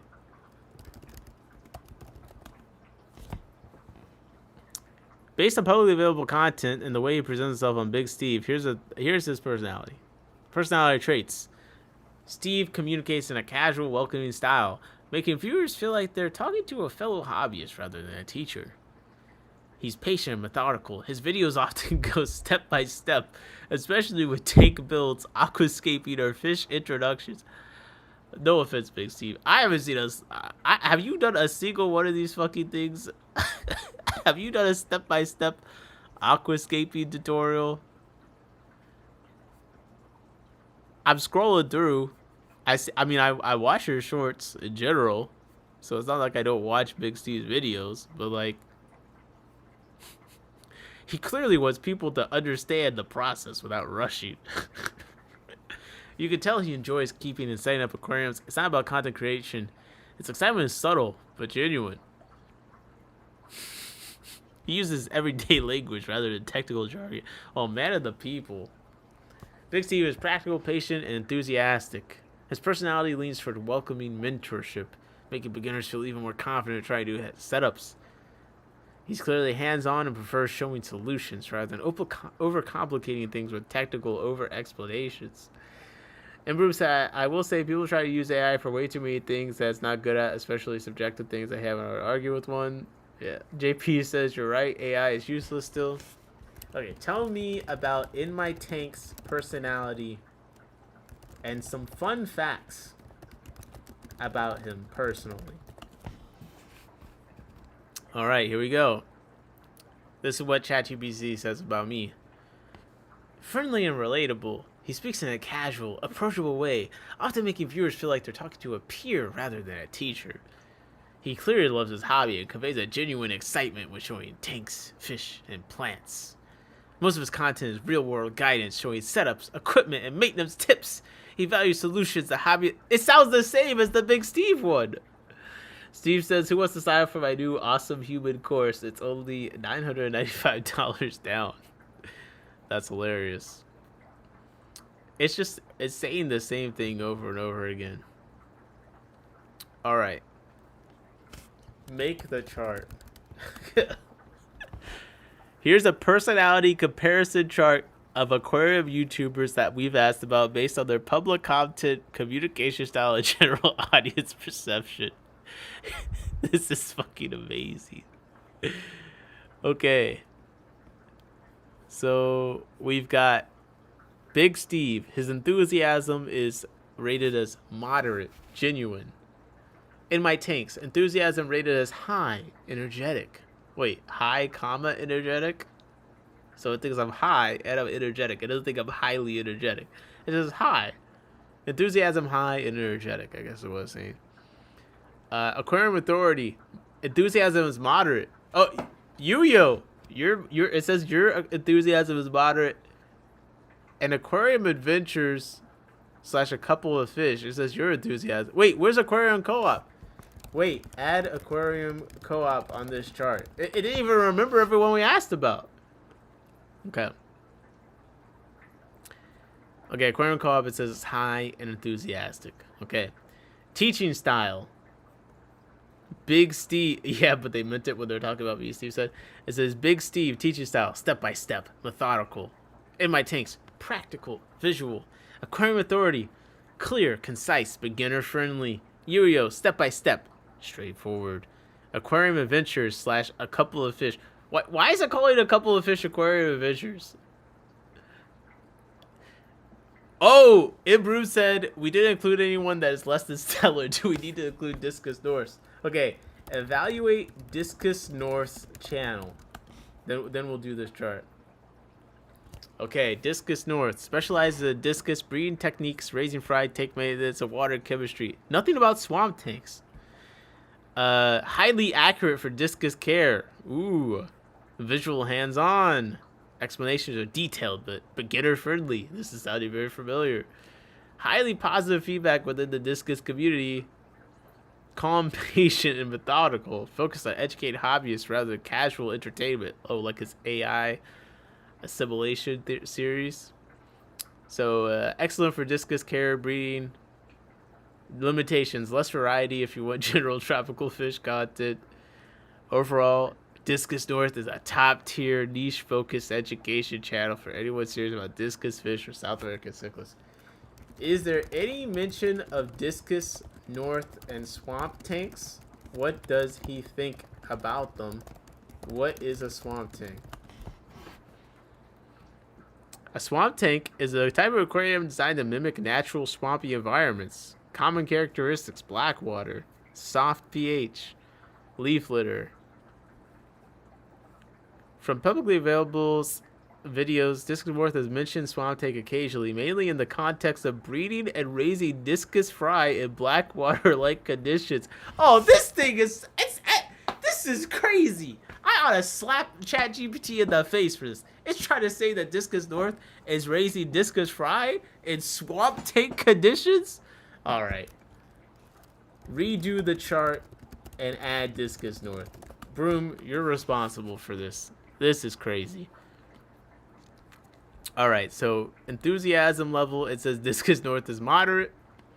Teaching style, Big Steve, step-by-step methodical. Okay, we went through this. Aquarium adventure / a couple of fish is beginner focused and visual. Aquarium co-op, educational, detailed, structured. Discus North, highly detailed, methodical, species focused. Approachability, Steve's glass boxes. Approachability is friendly, mentor-like. In my tanks, very approachable, peer-like. Aquarium authority, friendly but slightly formal. Yo-yo, friendly. No additional descriptors. Aquarium adventure / a couple of fish, very approachable. Aquarium co-op, highly approachable. Discus North, approachable but more formal. Big Steve's glass box is light. This is humor and personality, okay? Big Steve is light, subtle. In my tanks, casual, playful. Aquarium authority, light humor. Yo-yo, casual. Aquarium visual / a couple of fish, casual, personal. Aquarium co-op, friendly, professional warmth. Professional warmth is fucking crazy. Discus North, calm, patient. Yo-yo said, this is how people get addicted to AI. You've already spent so much time on this. Hey, we all spend time on this. I just want to kill as many trees as possible. What can I say? Smart person said, I wonder what ChatGPT thinks each channel should do to improve. Okay. What should each channel do to improve? We'll do the last one. This will kill enough trees. Big Steve, you could add more beginner-oriented explanations, slightly more storytelling, and occasional humor like commentary. Okay, in my tanks, says I could include more scientific detail for advanced hobbyists, occasional step-by-step tutorials with emphasis on why things could work to deepen educational value, and better video structure or complex topics split into chapters or segments. Aquarium Authority could include more visuals and live demonstrations than talking head explanations. Oh my god. It just said that Aquarium Authority should have less talking head explanations as a faceless channel. This is crazy. Embroom said, looks like our new overlords have spoken. Wait, Yuyo-IAI said, could increase enthusiasm and engagement to feel more lively. Incorporate more structured tutorials with step-by-step visuals for beginners and diversify species coverage for broader audience appeal.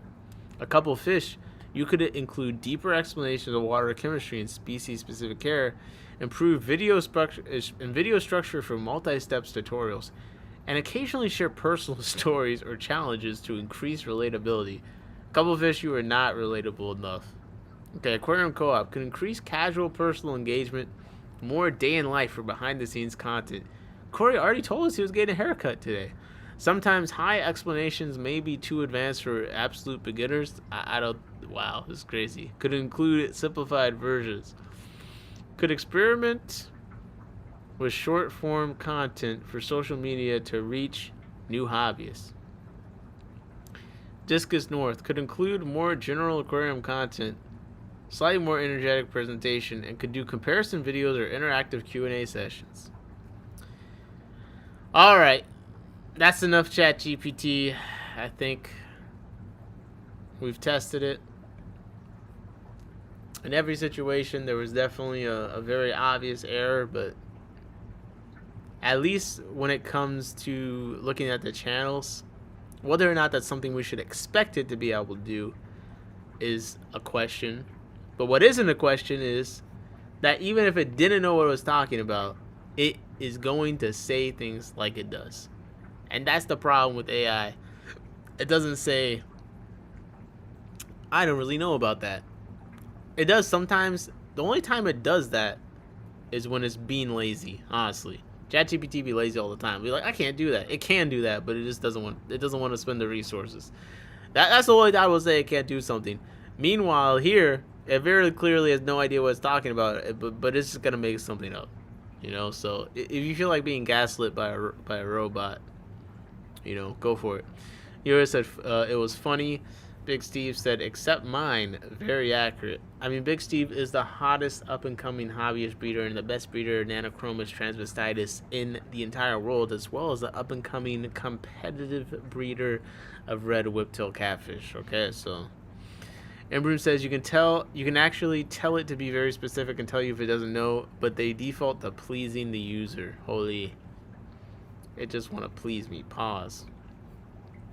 Yeah, I mean, it does require some hands-on knowing what to do and how to prompt it stuff, but I think the majority of people, not only do they not now do that, but I think that the majority of people will never develop that skill. I'm gonna just be honest. People still can't even Google things. Like, you think they're gonna figure out how to prompt AI properly? Like, just think about that.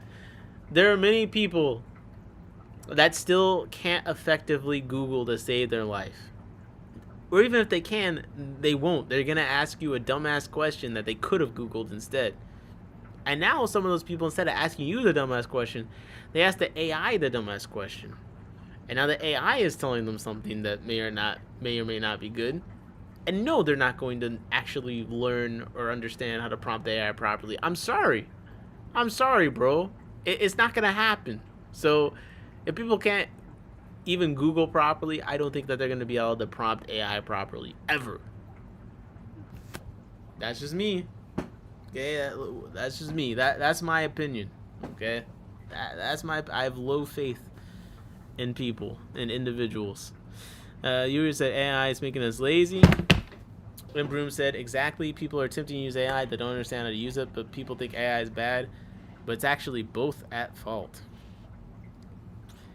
Yeah, it's definitely, it's a good combination. But okay, people, I think I'm going to head out. I'm going to hand this over to the AI. All right. So once this stream ends, the AI stream's going to pop up. Shout out to Yuyo for the relatable, friendly, step-by-step guides. Check out Big Steve Glass Boxes for the aquascaping guys. Hardest working fish stream in the building, Isopodagenda. We did our first club talk. It went pretty well. Shout out to DSAS for having me over. It was a fantastic time. The auction was fun. You guys failed at guessing things, so the club did its thing. I appreciate you as always. We're going to keep it rolling. Tune in tomorrow. We'll be doing the stream with Captain's Critters, the mod in chief. It'll be a rice fish trivia stream, and the questions will be difficult at some point. So don't be mad at me. Be mad at Captain. They made the quiz. I think there's going to be 2 or 3 quizzes. So come prepared to get through. And yeah, Yuyo said great stream. Appreciate you. We'll keep it rocking. I'll keep knocking stuff over for all time. And let me know in the comments any of your thoughts. Sunny said, congrats, Nick. Appreciate you, Thummy. Let me know in your comments and your thoughts, any of your feedback. Do you think that the ChatGPT AI described me accurately? Replay crew, really appreciate you guys. We got a fantastic replay crew. They don't talk much, but they're there, and I love them for it. So if you're in the replay crew, appreciate you. Hope you enjoyed the stream as well. Jacob said, have a good night, brother. Shout out to Jacob, Sunny G, JP Jeffries, Yuyo holding it down in the chat, Imbroom holding it down in the chat all day long. Fact checking the AI in the corridors breeding for us. Big Steve's Glass Boxes. Holy, a fish celebrity in the chat. Appreciate you. Smart person as well. Genius in the chat. How many times can you get to say that? Cheese Savage Cichlids coming in. Of course, Stinky Pinky coming through. Appreciate you as well. A couple of fish / adventure aquariums apparently coming through to talk about how sucky the loach mouths can be. interpret that any way that you want. Moneyless Maven was in here earlier. Cam Jam, thank you, ma'am, was also in here earlier. Shout out Outside and Aquatics. We got to get you on the stream sometime. Yeah, I said Maven. I said Cam Jam. Mexicali Fishkeeper, aka Swim Deanna Jones, was in here. I actually guessed some of the shrimp correctly. No idea how that was possible. Jody P, thank you very much for coming through. I know your time awake is never that much longer, so you're always blessed to have some of the waking time of Jody P up in here. And let me see, Mick M, of course, Mick M coming through from the beginning. Hope you're doing well, Mick. Hope you're getting some sleep eventually. And yeah, shout out to DSAS. Shout out to everyone that has come through. Oh, there's Mick. Fell asleep over here. Imagine. Good, good, good. Okay, we'll lurk the captain stream. Appreciate you. This has been In My Tanks. And you know that we some scud killers. And I hate it when all the scuds near us. Wish the worst for the scud dealers. And I hope that the scuds heal us. Dun, dun, dun, dun, dun, dun, dun, dun, dun. I be slaying scuds till I pass out. Deploy the pea puffers, get the ass out. My kill kinda unbelievable. My crib killed a scud about a week ago. And I kill him every weekend, so boom, boom, dun, dun, dun, dun, dun, dun, dun. In my tanks.